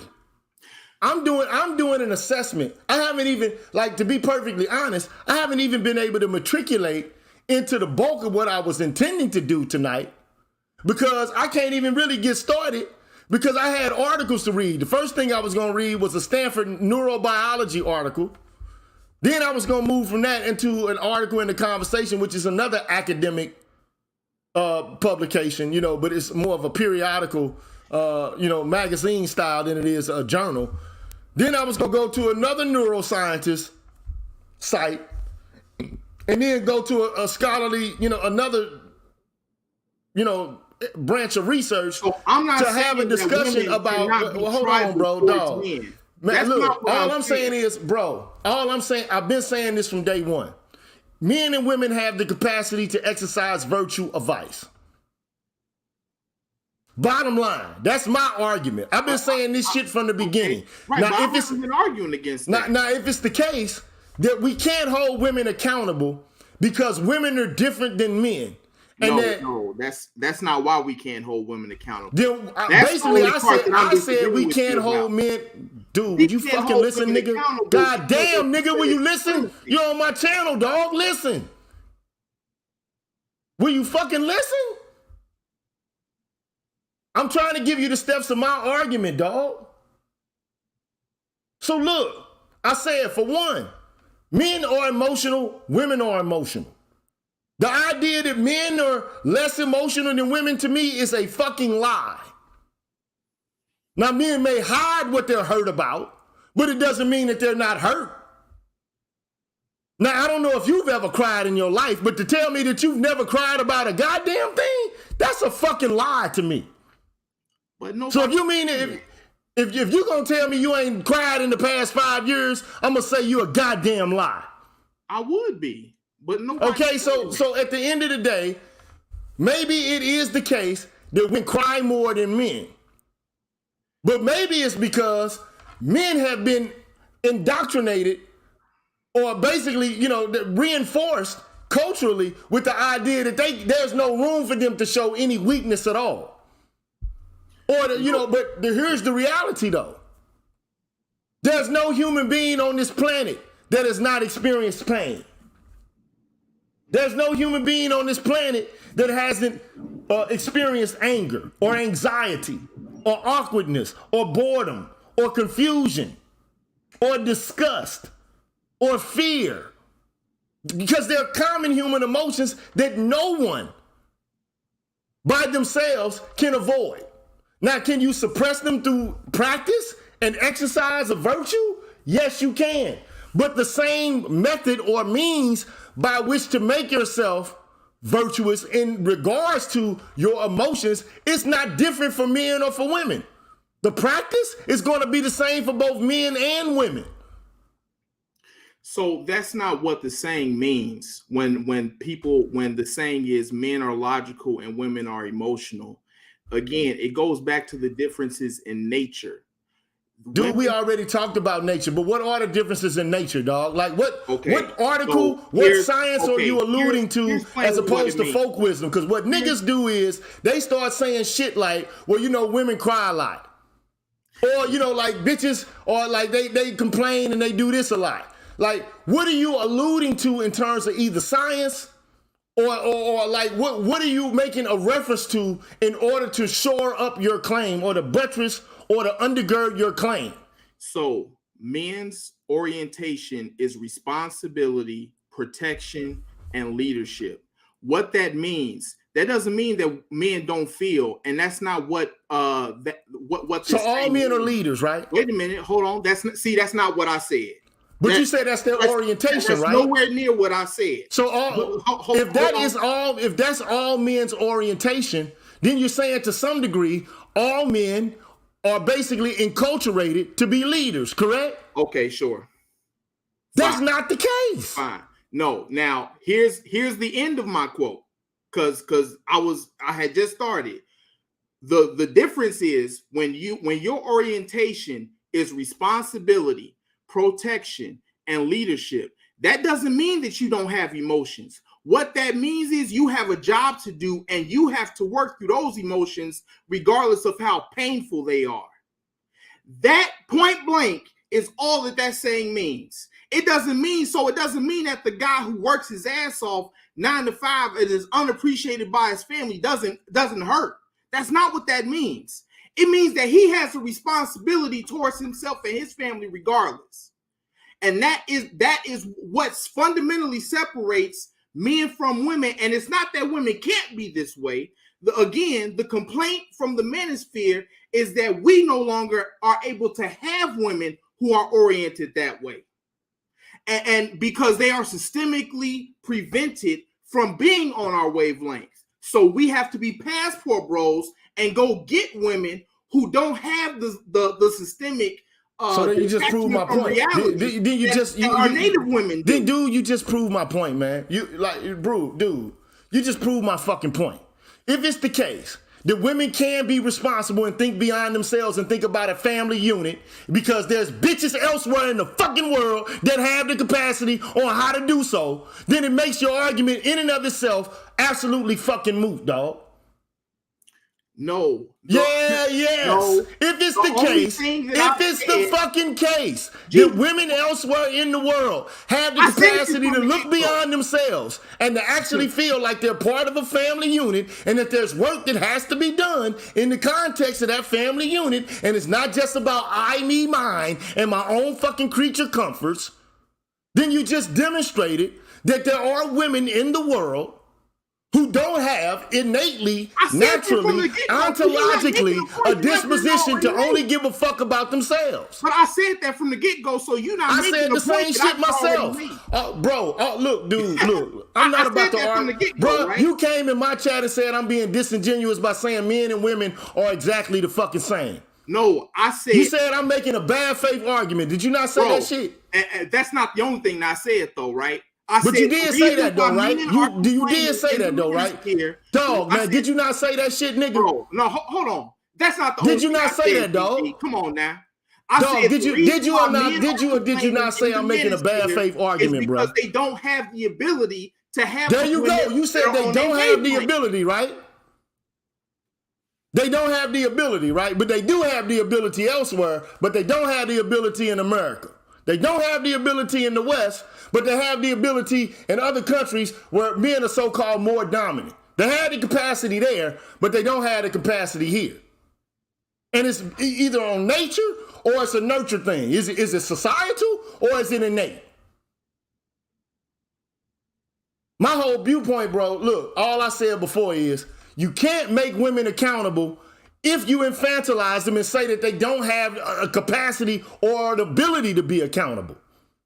That's what I've been saying all along. Either they can be or they can't be accountable, dog. But they can't be accountable if you say that they don't have the capacity based upon something inherent in their nature which precludes them from being fucking responsible. But your argument is not why they were not held accountable. Bruh, men are not holding women accountable in large mass. They're not. This is a male issue. It's not a female issue. People are going to get away with what the fuck they can get away with, bro. Any woman in his life accountable right now. Can he do it? He can't do it. And you know he can't. Bro, this shit that you saying right now, look, it's okay. I done already been over this. Like I said before, it's some dudes who don't have the capacity, because their wives are like, okay, I'm out of here. Fuck you. I've been making arguments similar to this, my damn self. But look, to say that I don't have the capacity to educate my own children, bro. Like if the woman is willing, because not all women are gonna alienate you from your children. I don't know if you got kids. Do you have any kids? Okay. Do you have kids? No. Okay, so you don't even have a fucking experience with kids to know whether or not you can have an impact over their lives or not. I know what it's like to be alienated from my father, so don't even play that game with me, bro. Dog, you don't have kids though, do you? No, I know. Because you was alienated from your father. I mean, sorry about your goddamn dad, dog. But that ain't got shit to do with what I'm talking about. You don't have the experience. Dog, you was a kid, nigga. I'm talking about having kids, bro. And to say that you can't, like, there's no capacity for you to have any impact over your child's life? Okay. That's absolutely nonsensical to me, bro. So you think my father just simply didn't? So you think fathers right now, right, or even your fathers, right, the generation who came before me, you think that it's just simply a lack of masculinity that of why most black men couldn't be in their father's lives? That's the reason. Bro, let me keep it a buck, man. Let me keep it a buck here. Okay, so look, let me just tell you this story, right? Come on now. I'm gonna tell you this. My mother didn't stop my father from seeing me. My father stopped his goddamn self from seeing me till I was 16 years old. Mm-hmm. GG. He'll tell you his goddamn self that my mom never stopped him from seeing me. Hey, GG, now, can you hear me? I don't hold it against, no, hold on, wait a minute. I don't hold it against the dude. But to say that, he had no ability to be involved, that's a fucking lie. He had the capacity to be involved. Now, if it's the case that he had the capacity to be involved, but he wasn't involved, that's a fucking choice that he made. Now, I have two children. One, I was parentally alienated from the first one, but not the second one. So there's a difference. And it's a case-by-case basis. This shit is nuanced. It's not a cookie-cutter, uniform kind of a phenomenon here. No, it's not. All I'm trying to say is you had no choice in bro, that. Look, all I'm saying is grace, you weren't alienated from the second one, but you honestly had no control over that. That was entirely up to that second, up to the second woman. That was you. Okay, but here's the thing. The second one didn't trip. The second one didn't trip and wasn't a bitch and allowed me to have an impact over my child's life. So I did. And in the course of in the course of me having access to my second child without any obstructions whatsoever, I was able to have an impact over her life and to hold her accountable for her actions, correct? The extent to which I had access to her and could inform her of my value system, I had the capacity to inform her of what virtue and vice consisted in and to help develop her character. Could I not?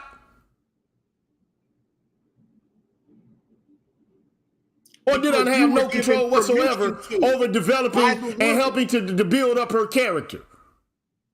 So I fundamentally believe, there are going to be some people, men and women, who are going to be deadbeats. But by and large, I don't ever subscribe into the belief that most black men or the average black father doesn't want to be involved in their children's life.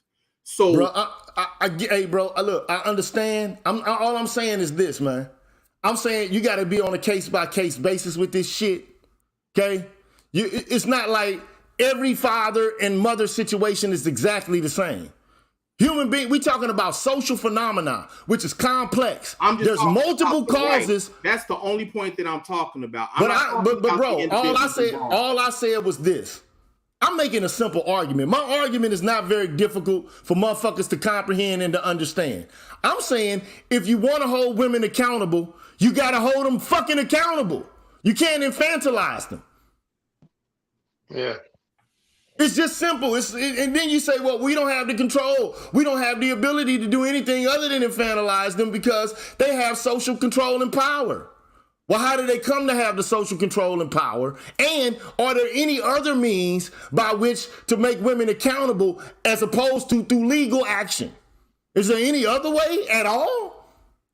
Or does it all have to be within the domain and the confines of legality? It does.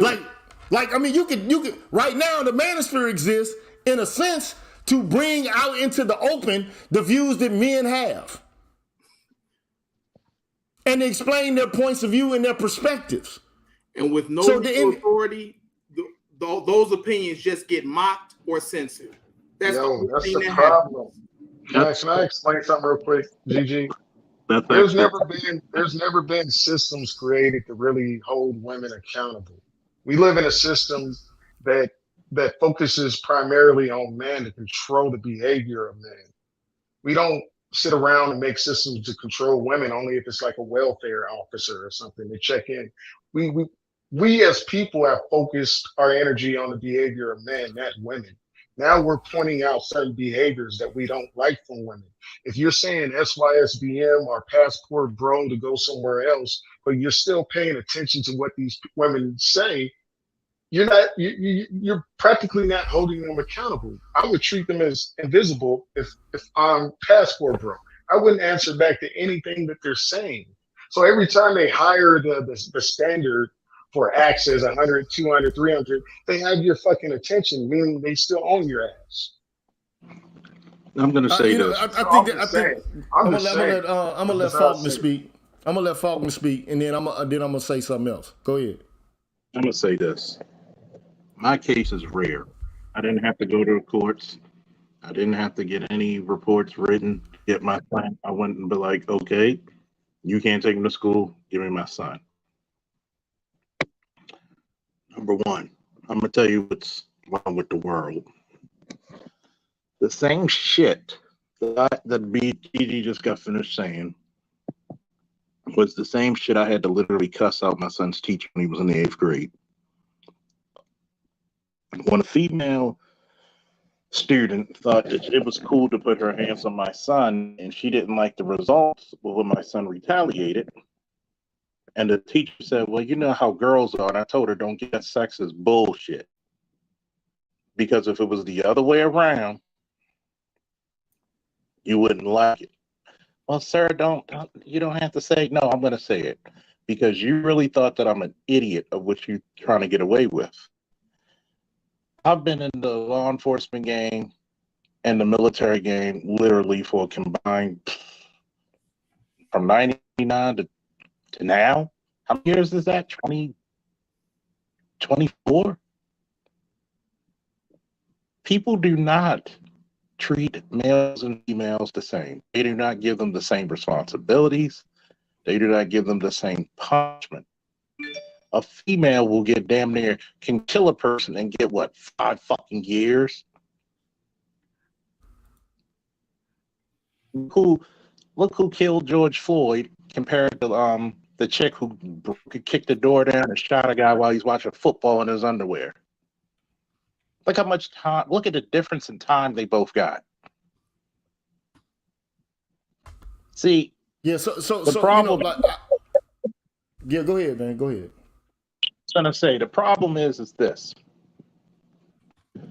One, a lot of men still hold true to those chivalrous, nomenclatures. But yet, in order to hold females accountable, a lot of males have to hold themselves accountable as well.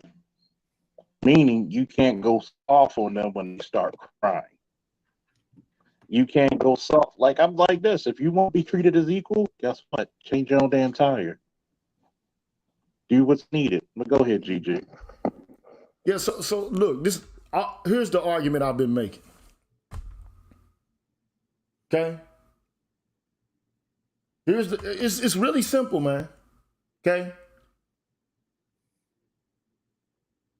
If it's the case that you want women to be accountable, then you have to actually stop pedestalizing and infantilizing them.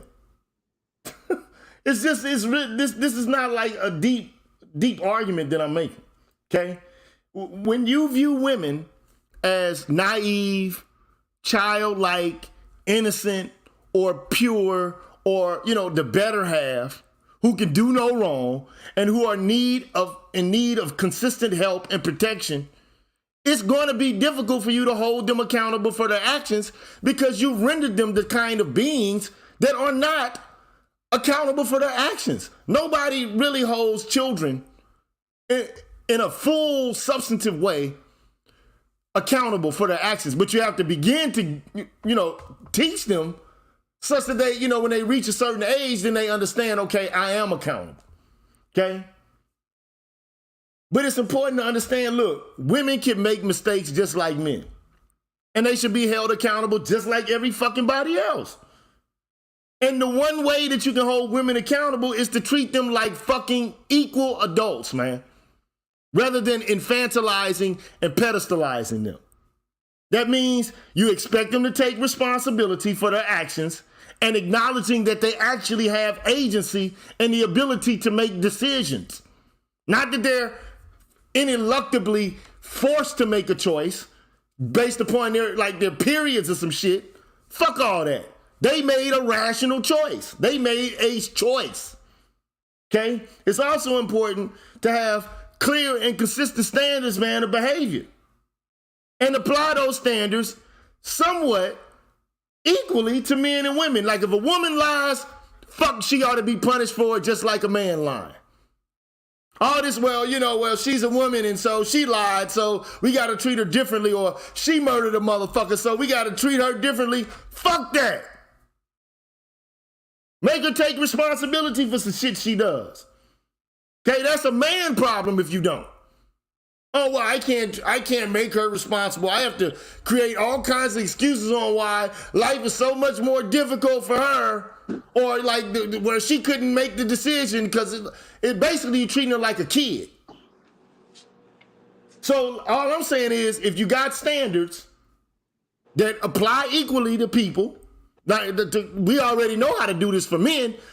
In law, they have what they call a fucking table of sentencing guidelines. You break the fucking law, this is the time you get. Am I wrong about this, Faulkner? 100% on track. So all I'm saying is it's possible because there already are a table of sentencing guidelines. I know it because I've been sentenced to fucking goddamn prison before. Okay, so I know that the sentencing guidelines exist where, okay, you do this crime, this is how much time you get for it.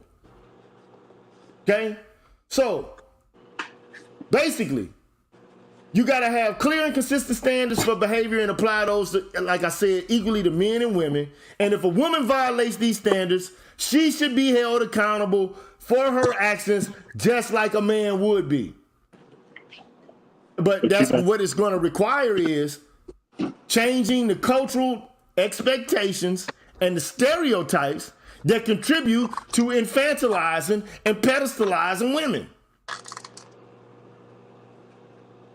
And I say, you ask the question or the subject comes up, well, how can you do this when, you have less prisons and like their laws that kind of give women passes, right? Because we already know that when women, get sentenced for the same crimes as men, they do less time and are treated more leniently.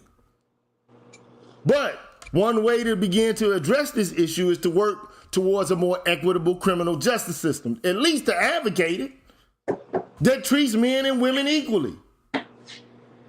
Bottom line. Now, if you want to basically say, okay, women, or I want them to be accountable without treating them equally, I don't know how the fuck you're going to do it. All you're going to do is be involved in a consistent circle and a cycle of non-accountability predicated upon your own ideas about what women are and what they're not. And my argument is, even if they are different, I would assume that they are the same in order to make justice obtained. Fuck all this bullshit. I'm saying, I don't care. I don't care about history. I don't care about biology. I say, hey, in order to, make this shit to the point where we can obviate the need for looking at people's biology and all this, say, here's the standard. You meet the standard, you win. You lose. You fail to meet the standards, you lose. All this, we got to make all these crazy ass decisions based on context. Yeah, in some instances, you're going to have to do that. But by and large, if you say, hey, lady, if you kill a motherfucker, this is how much time you can expect just like a fucking man. Instead of being sympathetic and empathic, looking at the woman like she's Puss in Boots and all this shit, fuck all that. Send her ass to jail just like you send a nigga to jail. All this empathy and sympathy and, oh, I love you, all this shit is based upon romantic notions about what women's nature is. And I'm just sick and tired of motherfuckers being, giving women a pass. And it's men that's doing this shit. Women, anybody is going to get away with what they can. Exactly. They'll be a fool not to. So if you're going to hold them accountable, put their ass in jail. If that bitch does some shit that's fucked up, lock her ass up just like you lock a nigga up. They ain't going to be like, oh, well, you know what? This man has kids. And so, we got to look out for the, they ain't going to give a fuck about them kids. So if the woman got kids, fuck them kids just like you do it for a dude. All I'm asking for is equality. You guys are acting like I want to give women privileges and shit. I'm saying treat people the same, man. They demanded it. They asked for it. They say they don't want to be pedestalized, they don't want to be treated like queens, and they don't want to walk 10 paces behind. That's the black feminist Bible, man. That's what they said. And I say, okay, that's what you want? That's what I'm fucking about to give you. Well, see, that's the saddest part about it. There's a lot of men who will not do it. And that's where it falls the fuck apart. I've been in the military. I've been in the police department. I've told this story before. One of the most damning moments of my career is when you had 3 female officers who had Glock 22s, which are 40 caliber, 42 rounds apiece, asking for a male officer for them to clear the house. I'm like, you got 3 motherfuckers there. 3. But let me make another point, because I didn't even get to this. But look, one of the main reasons why women are pedestalized in the United States, as far as I'm concerned, is because white women have been pedestalized, predicated upon a racial hierarchy to create, endogamy, which is, I don't know if you know what endogamy is, but it's like, okay, you fuck within your own race, okay? Like, men only have access to the women in their own race if they're so-called in a higher hierarchical position over others, in their society or whatever the case may be. My viewpoint is this pedestalization of women, it really only happened when women got outside of Europe. I mean, like, as far as being women in and of themselves, you didn't start to see this behavior of pedestalizing women until they came into close contact with outgroup men. Other than that, they was fucking, weak vessels. That's the Western convention of how they were perceived. I'm saying that the pedestalization of women, especially white women, can be rooted in a systemic racism and the maintenance of a racial hierarchy. Because white women have been portrayed as the epitome of purity, innocence, and virtue. But why? It was actually used to justify violence and oppression against people of color, but particularly to black men. So the idea that like this white woman is trying to jump on some Negro's dick can't be the case. Had to be that she was the passive victim and he was the active, agent of violence or violation. So, the idea, like, them being pure and shit, all of this, for the most part, is based upon some weird-ass racial hierarchy shit to begin with. And it's also, like I said, it's been used to justify violence against black men through false allegations of sexual assault and rape. And it's perpetuated a cycle of fear and violence against black men that you see on the streets to this day. So I'm trying to challenge the stereotypes. I'm saying these women are not perfect. They're not engaged in something that they can't control when it comes to their emotions. I'm saying stop that shit. I'm asking you to fucking stop it and hold them accountable. I'm saying, look, stop saying that these women don't have the ability to restrict their, you know, their own vices. Like a woman, okay, so if a woman gets hungry and she's on a diet, you mean to tell me this bitch gotta go to McDonald's? Or she can say to herself, I'm not going to McDonald's because I want to maintain my diet. You know or what, if she's angry at the job, she can't say, okay, well, you know what? Let me breathe, calm down, and get myself together. Or does she have to just go fucking ape shit? Because she can't control it. Is she able to, you know, control her anxiety or her fear? If she's scared of something, can she work to overcome her phobias? Or no, she just, like, there's no way she can get beyond it because of her delicate constitution. You know what, GG? I got one more statement to make and then I'm done. I'm going to let y'all have the floor. I taught my youngest daughter. I can't say about the oldest one because I've had contact with my oldest daughter, you know, but not to the same degree as my youngest, okay?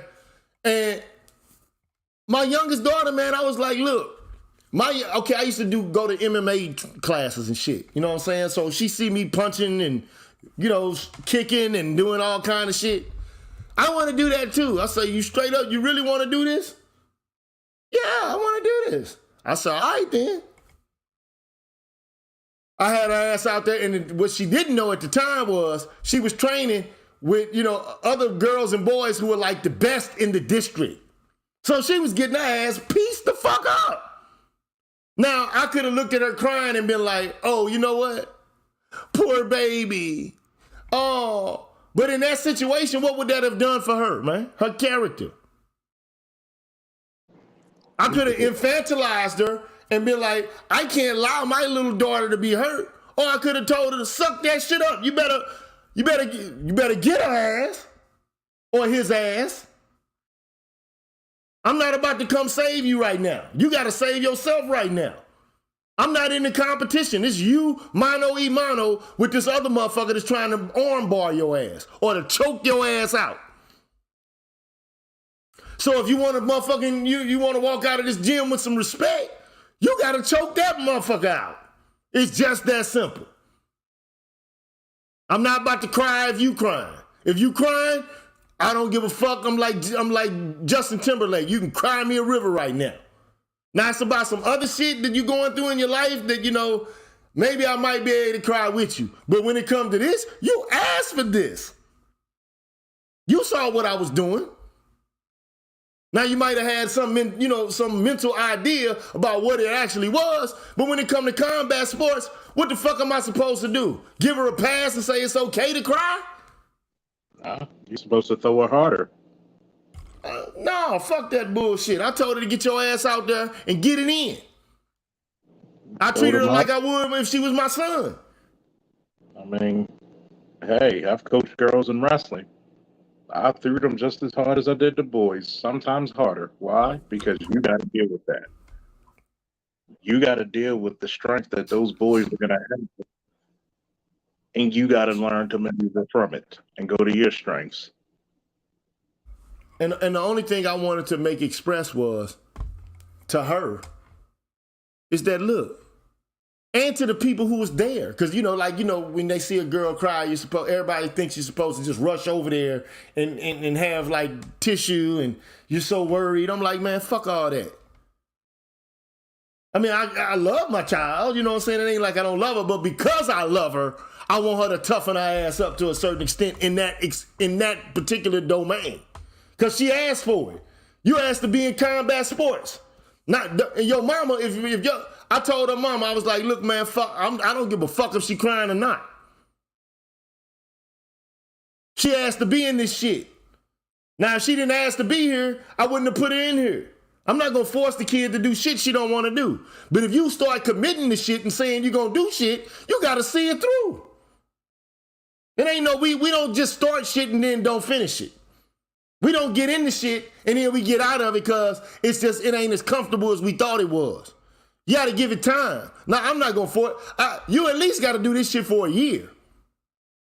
Now, after a year doing it, if you don't want to do it because you want to do something else, I get that. But you in this for a year. Either you can go out there and get your ass kicked, or you go out there and kick some ass. Which one you gonna do? Because I'm already paid for a year. So eventually she started armbarring and every goddamn thing and choking the shit out of motherfuckers. I'm like, there you go. That's my girl. Did the tear fall out your eye when you see the choker first person out? That's the emotions that I felt. Along with glee and happiness. Like, okay, I have offspring that can kick some ass if necessary. That's all I mean, whether it's male or female. You know, and I also try to teach my kids, man, look, it ain't just about you. You have to contribute to a whole. You're not an isolated individual in this world. You exist in a network of other people. You want to be valuable? Then you have to contribute to the network and let other people see value through you.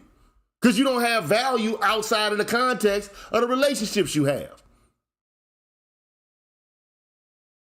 So, you know, I try to instill a lot of shit in her, you know what I'm saying, to teach her. You know what I'm saying? If I had boys, I'd have done the same thing. But I just don't like, you know, this idea I'm supposed to coddle, like I'm supposed to, you know, put bubble wrap around my daughter and shit when she walks through the world. No. I ain't gonna try to make her so hard and tough that she's brittle, you know what I'm saying, and doesn't, you know, understand how to be nice. But to me, like, the problem with men and women is not, you know, a problem of, you know, these women are so masculine as much as it is. These women are antisocial, man. They've been trained to be antisocial. Can you say that again for the niggas in the back who didn't hear you? These women have been trained to be antisocial. Like, it's one thing to be interdependent. It's another thing to feel like I'm going through life, I don't need nobody. Like, that's, first of all, women don't even act like that. It's impossible for a woman to walk around the world like, okay, I'm not interdependent. Everybody's interdependent. This illusion of atomism, this is a Western capitalistic product. I'm my own individual. Okay, yeah, I get it to a certain extent. I understand. But you're still part of a fucking constellation of persons working together in concert in order to fulfill and to achieve objectives. You ain't just operating by yourself. You think you might feel that way, but everything that you rely and depend upon in order to feed and sustain your everyday existence requires a great deal of, like, concerted and calibrated effort, coordinated effort. I mean, even just being able to pick up some toilet paper at the grocery store. Like, when that COVID shit happened, the motherfucking toilet shit got scarce, didn't it? When you know, like, the gas started going up, milk products started going up, all that. One little thing can fucking throw everything off. So all I've been trying to explain is, man, look, at the end of the day, I believe that men should start treating women like fucking adults. Stop treating them like soft little, moist little, dainty, you know, delicate flowers that can't handle the world, that need to be protected from it.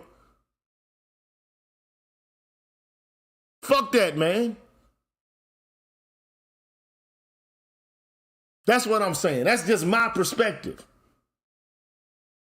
You can never make women accountable if you don't make them hold up to the same standards that you expect from anybody else. You got a different set of standards for them and for you. Now, I ain't just talking about, because even amongst, like, boxing, you don't make, like, 250-pound people fight 115-pound people. You just don't do it. But however, if a 115-pound little dude come up and smack the shit out of a 300-pound beast, what is the beast supposed to do? Just sit back and don't do shit? Oh, well, you know, you got to pass because you're 115 pounds, you know. Fuck that, man. Getting thrown through the wall. It's the same notions of what I had to tell. Why are you trying to fight men? And I asked her, would you slap a lion in the face? No, that lion will fuck me up. Would you slap a bear in the face? No, that bear will fuck me up. Why? Because they're bigger and stronger than me. So you slap a man in the face, what you think his reaction is going to be? Well, he shouldn't hit. No. Is he bigger and stronger? Because you got to think about it. Studies have shown men and women at the same weight, that man can be anywhere from 2 to 3 times stronger than her.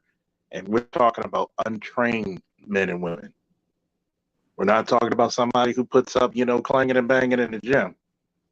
We're not talking about trained fighters. We're just talking about the average run-of-the-day male and woman. And I like to add on to something which you said, Gigi. It's a lack of respect from women, and it's a lack of reality from men. A lot of men don't think a woman is just as quick. Actually, studies have proven women are twice as quick to pull a trigger or stab you than a man is. But you know what? This is my thing though, Charles, right? Peep this, right? You know how, like, even amongst boys, like, say for example, you're a little boy, right?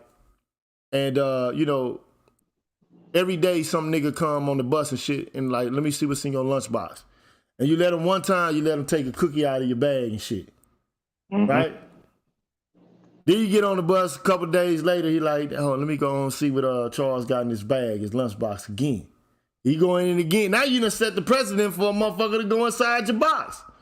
Mm-hmm. So why would he not continue to go in your box until you pop him in his eye or tell him no?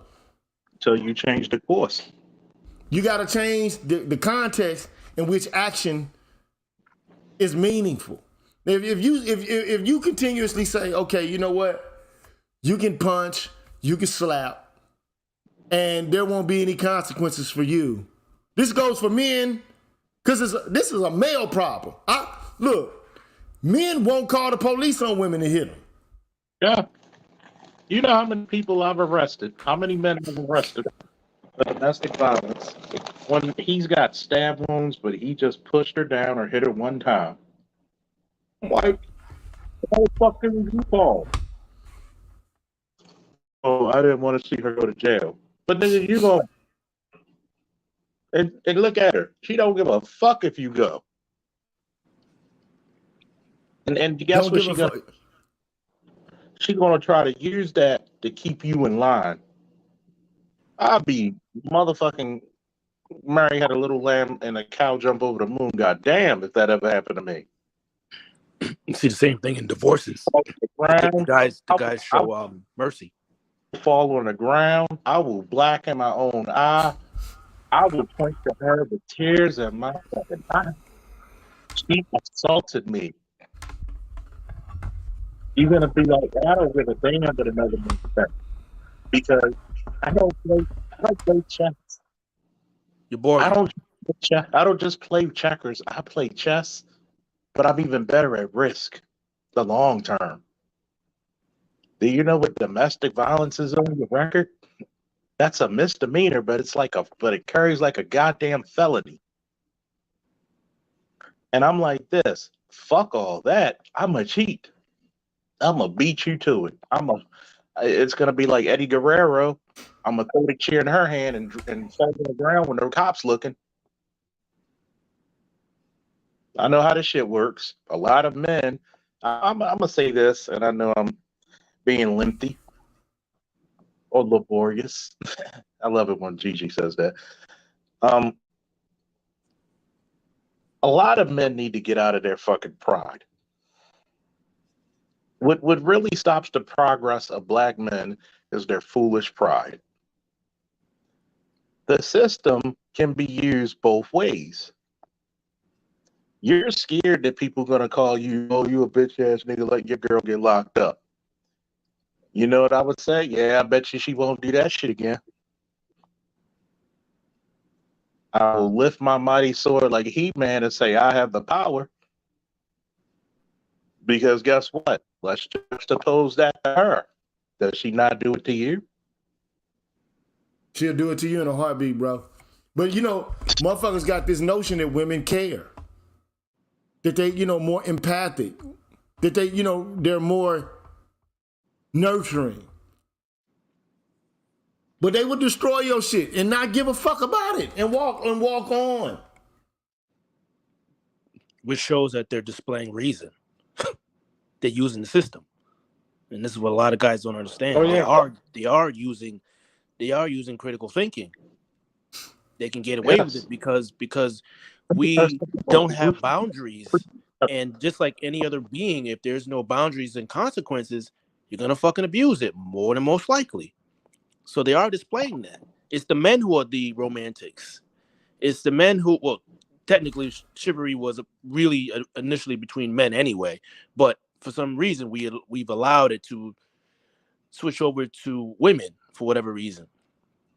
So yeah, in that sense, it is men's fault for not being a man and saying, hey, okay, I mean, you do what you want to do, but there's going to be consequences. And you just stand on that. And no matter how much crying she has or what have you, it don't matter. You send her ass to jail. But also, the men want pussy. So that's another reason why. That's an emotion connected to a physical desire. Correct. Right? Which is, I'm not saying it's not rational. There's a prime directive to use Star Wars, language or some shit, but Star Trek language. Biologically, there's certain drives that human beings have: sex, food, clothing, shelter, shit like that. Your basics. Okay. The natural law, basically determines that these are things that you basically have an instinct to look for. Okay. These are primary goods or some shit like that, or whatever. If I'm using philosophical language that you don't know I'm making reference to. But, I mean, at the end of the day, men allow their drives and their emotions to impact and to affect their lives just as much as women do. And sometimes even more so detrimentally than women do. A woman will say, fuck your love, fuck all this shit. Like, I'm going to do what's best for me or what I think is best for me. A man will be like, well, I want to, I love her. And then try to justify post, in post, oh, well, I was trying to look out for everybody. Nigga, you just a sucker for love ass nigga. Now you're all depressed because your wife done left you. You can't cut the chain. You still in your feelings. But no. I just want to, I'm looking out for the family structure and all this shit. No, nigga, you broke hearted and you fucked in the game and you about to take it to a mattress and go cry somewhere. Which isn't logical. So at the end of the day, all I'm trying to say is, guys, the only way you can make anybody accountable is to give them a set of consequences for breaking the norms or, failing to achieve the standards or, doing something vicious. Otherwise, what's the incentive for them to do anything virtuous at all? Or to not, be cold and abusive. Although we often get charged with abuse. How can you hold anybody accountable without actually holding them fucking accountable? And then, like I said before, all of this under the guise of, dudes, you act like a bitch. I've said this shit too. I'm guilty of it myself. Oh, nigga, you too emotional. What you really saying is you're a woman. You're like a woman. But what are you really saying when you say that? You're like a child. But what are you really saying when you say that? You're not responsible for your actions. What are you saying when you say that? You're saying that you want to hold somebody accountable, right? But you can't hold them accountable. Imagine a man arguing about his kids and talking about his kids consistently, but a 3-year-old toddler and tripping off what the fuck they doing. Like, this fucking 3-year-old is driving me nuts. And we complain about it, but there's no change going to come about in that 3-year-old's behavior without you conditioning their behavior. And I understand Christopher Harlan's point, it's limited capacity to change the environment outside of the context, of legality and policy. Look, I already know we got our hands tied behind our back. But goddamn it, either you're gonna fight or you're gonna just say, fuck it, we can't fight at all. Like there's no way we can win at all. Either we gonna make a way or we gonna be like, fuck it. I say it's insanity to keep doing the same shit and expecting different results. That's what they say insanity is. So let's try holding them accountable. Say, hey, look. And I think the manosphere, to some extent, does hold them accountable. I just say, man, drop all of this shit related to this hyper alpha masculinity bullshit. Stop it. You're a human being. You have pains and joys just like everybody else. Cut out the rhetoric of I'm a this hard ass, you know, like I'm like you motherfucking John Wayne or something. Charles Bronson or some shit like that. Cut the fucking bullshit out, man. I done seen niggas, man, lose their mind over their chick getting fucked, you know, by some other dude. To where they want to kill a nigga. Yep. Yeah. That's feelings, bruh. I'm like, no, you ain't gonna do that today. Mm-hmm. We about to go out and go fucking drink some brews and go to the strip club or something, but you ain't about to do that today. Yep, let her ass go. Uh-huh. There was a wise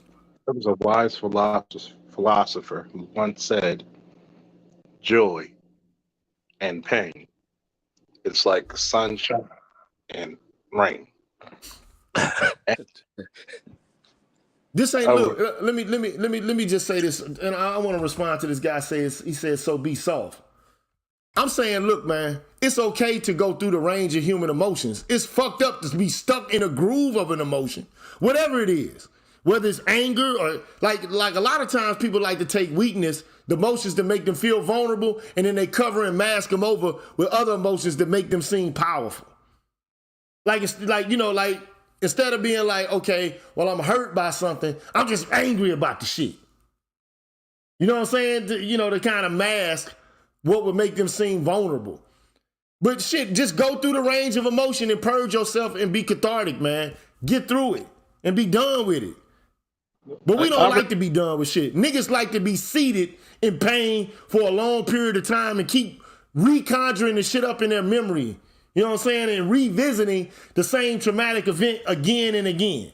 Bingo. Like it means by soft, because number one, a lot of niggas I've ran past who act like they some straight gangsters. They're the most emotional dudes. Non-disciplined, having motherfuckers. And I don't know too many motherfuckers that have more discipline than me. When you're in that desert in 135-degree temperature, hit your ass, and you gotta scan on that 50 cal to make sure you ain't got no fucking snipers. That takes a lot of discipline. Sometimes the toughest motherfuckers have the greatest amount of compassion. Yep. Okay? Because like I told my son one time, he was like, what's the difference between the bad guys and the good guys? And I said, well, boy, the simplistic way I could tell you was that the bad guys use human shields, the good guys are the human shields. You have to have some type of compassion. Yeah, I could go there and bust the bad guy up, but there's many a times I had to hug a brother I didn't know because he lost his father playing basketball with him. There was nobody else there to console him. He's about to go ape shit because he lost his dad. He lost his best friend. You have to have a human heart. And at some point, that's the greatest point of a warrior, is when to act and when not to act. I like being a warrior in the garden. Gardens are soothing. But when it's time to take action, I know when to and I know when not to. There's something that's called restraint. A lot of brothers out there do not have restraint. And see, when you actually embrace your feelings to a point and actually accept there's some vulnerabilities, that's when you start to develop your armor. That's when the lessons really flow. Like I'm gonna tell you, I'm a championship quality wrestler. Lost my first match, but I was at a crossroads. Either I give this up and say it's not for me, or I dig deeper, 10 toes down, and go harder. And later that first year, I won the championship. I worked my black ass off, but a lot of brothers don't understand this. Like, look, if you want change, you got to be disciplined enough to say, I can't go back to the old ways. Do I need to say that again for the Negroes in the back? I feel you, See, bro. you can't go back to the old fucking way. If you want your culture to change, you got to be the change you want to see. You can't go back. That's why all this revolutionary shit tickles me. Because when you're a revolutionary, not the fact that you handing the ammo or you pointing the gun. You can't go back to comfort. You can't go back to, hey, we lost. No, motherfucker. If we go revolutionary, they're gonna execute us if they catch us. So when we look at this shit, when we say, what are women doing? Women are gonna do what they're allowed to do. You would do the same shit. Exactly. Stop it. Stop it. You would do the same shit. And the sad part about it is, my coach one time told me the greatest reversal is to never get in the situation or to move in the first place.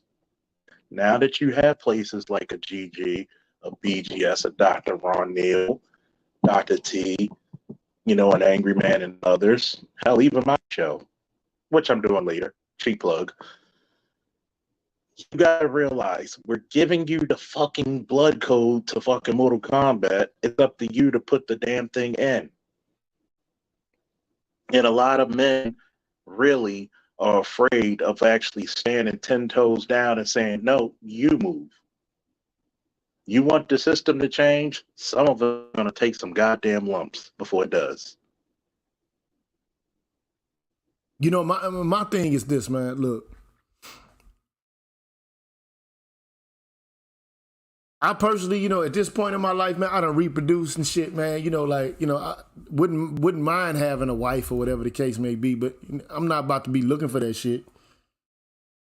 I ain't about to be stressing myself looking for a motherfucking a woman who I got to give like the vast majority of my income to make sure she cool and shit. Like, man, I'm not even interested in that bullshit at this point. I done already reproduced and shit. I had my first kid in my 20s, man. You know what I'm saying? Could have been like in my teens and shit, but no, I was smart enough to wrap it up. You know what I mean? And, might have been 26, 27 when I had my first shorty. You know what I'm saying? And shortly thereafter, I had the second one. You know what I'm saying? And I was like, fuck it, I'm done. This shit already is enough. So I ain't looking like, I've had many women I've dated and shit, you know what I'm saying? Some of them was cool as hell. And I should have wifed up. I just didn't because I wasn't ready at the time. And some women who I tried to wife up should have left alone a long time ago. But you live and you learn. I ain't a perfect person. Nobody's perfect on this earth, man. But all I know is, man, guys need to stop acting like they hardcore, like, nigga, all this old fake ass gangster shit, like, or this, I'm so-called tough to the point, man, ain't nobody that tough, bro. I done seen, look, I'm from the hood. I done seen gangsters break down and cry. The niggas, murderers break down and cry. Over shit that you wouldn't even think they would cry about. And niggas, niggas in prison, nigga, they'll cry in their mattress or cry in the shower. Everybody's got to see, that's the one thing about it. You want to see a man break down? Let a motherfucker be a boy and you get a Dear John letter. You got to damn near hide the rifle from his ass. Oh, Jody.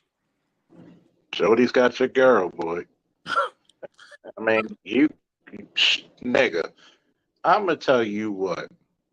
In my life, I don't know about anybody else's. In my life, I had to find out the hard way. God had a sense of humor. The more you say you can't do without, the more he's going to show your ass you can. I remember my ex-girlfriend. Oh, I can't. I don't know what I would do without her. You know, God sitting back in a recliner. You know, because God doesn't sit on a throne, he sits on a recliner. Got his feet kicked up, dying laughing. Nigga, I'm about to show you. I was like, shit, lived after this shit. Damn. Sure still fucked her again. Sure still messed with other women. What happened? What did God show me? Life goes on. Did it hurt? You fucking right it hurt. That's the point where Gigi is making. See, men can have emotions. We just can't be emotional. You gotta go through the emotions. It's like, that shit hurt. But we're gonna keep moving. Yeah, you know, like, look, at the end of the day, even women got to go through the emotions and get over it. But they able to get over the emotion quicker because they actually go through it. It's fucked up, but I mean, it just is what it is. You know what I'm saying? Like, I mean, you gotta look. I ain't telling you to be weak and be, cry like a bitch all night for the rest of your life and shit. That's not the goal, man. The goal is just to say, man, understand, man, that you're a human being. You have anxiety, you have fear. Like, ain't no man gonna tell me, man, he don't have fears. That's a lie, bro. If you don't have fears, you more than if there's nothing you're afraid of, you're rash. You're a fool. Everybody has anxiety. I used to do iron work, bro. I know what it's like to come to motherfucking work and to experience what could be a mistake, which could result in a death. Yep. So don't tell me, motherfucker. And I know police feel that shit too. You gotta feel it on a daily basis. Man, so much you forget. Like, it's somebody in the chat who said, how did you find out the hard way? Nigga, you an officer. Nigga, you commit a crime, you going for a little bit of time. I commit a crime, I'm going for life. So, trust me, I know the hard way. Not anymore.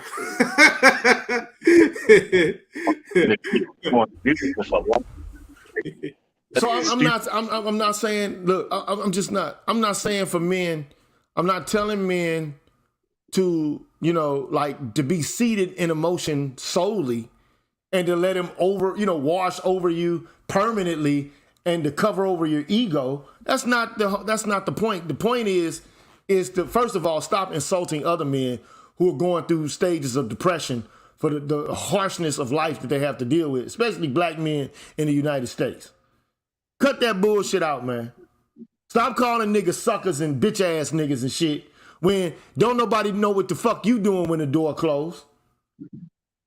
It's been men in this space that took their own lives and shit. I shout out one every fucking time I do a stream. But you got guys like, oh, well, he's a beta male. Like, bruh, everybody can't be top dick dog, man. Fact. That's a fact. A lot of those guys that's, they're selling game courses and all kinds of other stuff. So everybody can't be top dick dog, man. Oh. And them game coaches, man, half of them cats ain't getting as much pussy as they talking about, bro. I exactly. guarantee you. Exactly. And do you think some of them married? Jesus Christ. Man, them dudes ain't getting ass like that. Like, I mean, first of all, the game ain't even to really actually be sold. That shit, the game is actually just to be like, because I had guys, man, when I went to college and everything, it was giving me all game for free. It's supposed to be. Exactly. Yeah. That's within your inner circle. Yeah. I mean, the flyest niggas on campus like, hey, this is what you do. They used to call me Lucky from the Lou. This is what you do, Luck. Now, some of it was fucked up. I mean, in retrospect, when you think about it. But I mean, like, most of the shit they told me was, man, have confidence in yourself and make the attempt. If she don't fuck with you, fuck her. Go to the next one right next to her. That's all they was. This is a law of numbers. Exactly. They was like, this is a law of averages. You want some ass? This is what you do. What's happening? How you doing? What's good? My name is such and such. You know what I'm saying? You want to come fuck with me, you know, tonight or whatever? What's good? And to be upfront about it and tell her if she look like she fuckable to you, you ain't got to tell her directly, I want to fuck you, but you can be like, shorty, you that deal, what's cracking, what's popping? I'm interested. Just like that. You know what, Because they already know what time it is. That actually happened to me one time at my boy's engagement party. I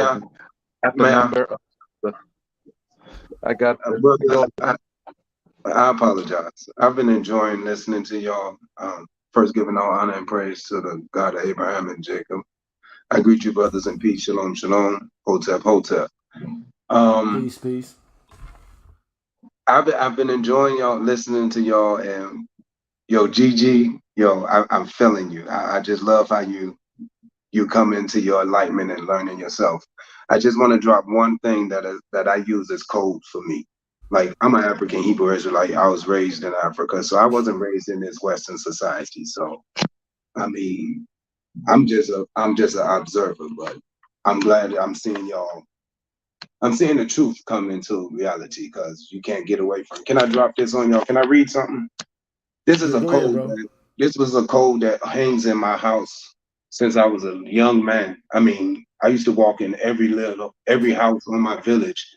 We had this poem, and it's called The Men of Old.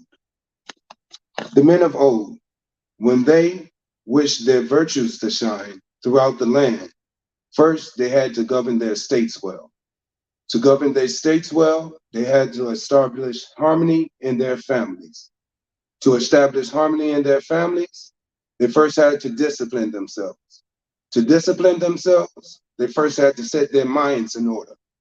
To set their minds in order, they first had to make their purpose sincere. To make their purpose sincere, they first had to extend their knowledge to the utmost. Such knowledge is acquired through a careful investigation of all things. For with all things carefully investigated, knowledge becomes complete. With knowledge complete, the purpose becomes sincere. With the purpose sincere, the mind is set in order.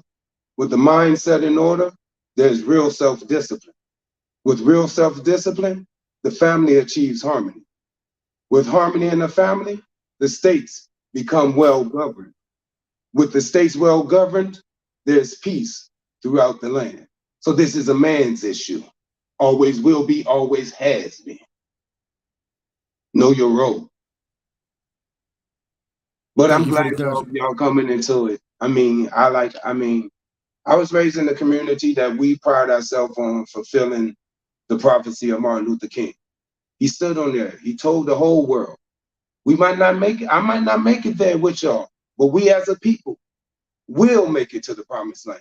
I told you my daughter goes into the Israeli Defense Force March. That's my bloodline. So the truth always comes. But I'm glad y'all here. 50 years later, but y'all here. It was inevitable. Welcome. Well, I appreciate you, Ben Cannon Ken, man. Appreciate you, bro. And thank you for being a member of the Green Gorilla channel, man. Man, thank y'all for being real with yourselves. Know thyself. It's all about you learning yourself. And when you have children, how can you not see yourself in your daughter? Did you not come from a mother? Who are you insulting? You're going to insult yourself like that? I'm a fucking warrior. My mom's is a beast. My dad's a beast. I ain't say that. But y'all was raised in, we call it the land of captivity. Y'all got 50% of the population locked up anyway. So I think that's the facts. But it's a society. It's a way of thinking. It's a way of thinking. It's a way to do. For sure. But we men, we don't like the results we're getting. So we as men, we come in, it's like, yo, you know how to make this shit work? That's why we got backyard mechanics and handymen yo, that's what we do. I'm an iron worker, 387. I'm a United States veteran. You know what I'm saying? Air Force 3 years, Army 3 years. What you know about them saddle with the raps, man? How you know what you know about that shit? Saddle tied with the rap. Yeah. What you know about them clients, boy? You know what I'm saying? I can't speak on that. Oh, did you say them clients? Yeah. Oh, yeah, I know definitely about that. Hell yeah, there. I spend a hell of money on them. Yeah, there. We speak that language. Hell yeah. You know.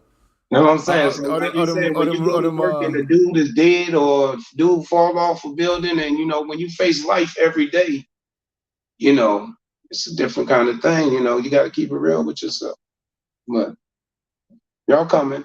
I don't know how y'all gonna make it work in this society, but y'all coming. You know, them Red Wings, man. You know, them Red Wing boots.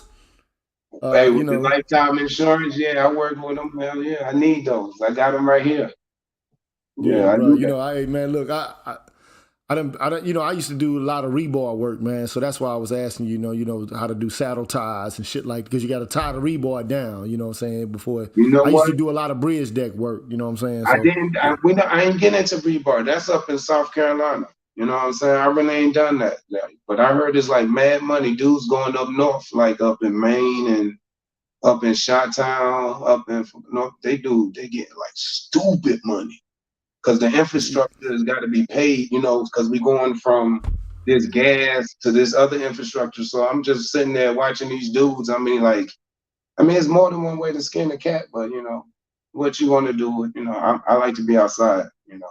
I can't be in there. Man, bro, like, you know, the last time I really actually did a whole bunch of ironwork, man, was like 2009 or something like that, 2008, 2009. It was $35 an hour back then. So I know that shit, you know, like the prevailing wages, you know, I know the collective bargaining done brought that shit to somewhere around about 40 now.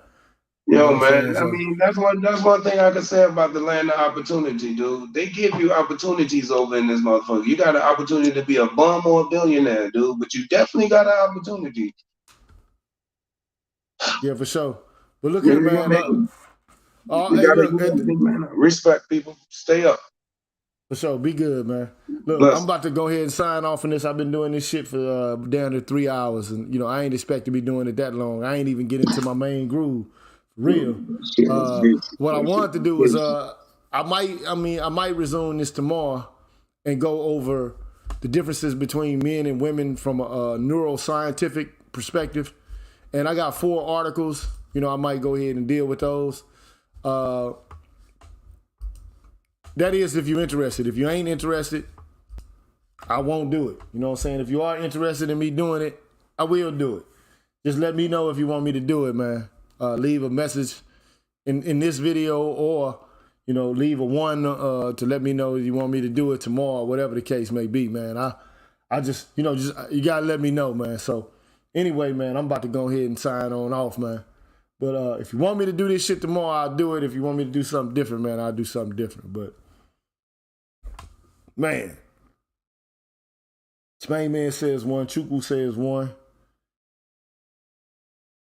Everybody, people say, yeah, go ahead and do it. I'll read these articles tomorrow. So, all right, so I'll holler at y'all tomorrow, man. It might be a little earlier than 5 o'clock tomorrow where I do it, man. And yeah. So shout out to Chris, man. You know, I get animated sometimes. I was getting frustrated with you. I'm like, damn. You know what I'm saying? You gotta listen to what it is I'm trying to say. I don't believe in, like, you know, going easy on ladies, even if they are different to a certain extent. They ask for equality, so I'm here. I'm dedicated to giving it to them. You know what I'm saying? I mean, and I don't even care about jobs and shit like that. That's not the important part. The important part to me is morality and ethics, like holding them to the same ethical standards. Like, there should be no reason why women can, you know, show their asses and act like they don't have any control over their emotions and circumscribe them so that they can demonstrate virtue, but men have to just be on point all the time. No, man, they got to be on point too. You don't get a pass just because you got a uterus. No, it don't work like that. That's not how the shit should go. But it's men who refuse to hold women accountable because I love my mom, or, you know, I love my daughter, or I love my sister, or, you know, like, man, I love mine too. But it don't mean I should be able to give them an excuse for immoral behavior. That's right. That's all I'm saying. You know, like there's no excuse. Because, oh, well, I have an emotional deficit. Overcome it then. Because men got emotional deficits when it comes to anger and jealousy. You know what I'm saying? Just like some chicks do. You know what I'm saying? So at the end of the day, man, love, man. I'll holler at y'all tomorrow, man. Peace, GG. Peace, man. Peace, bro. I'm gonna end this. Y'all be good.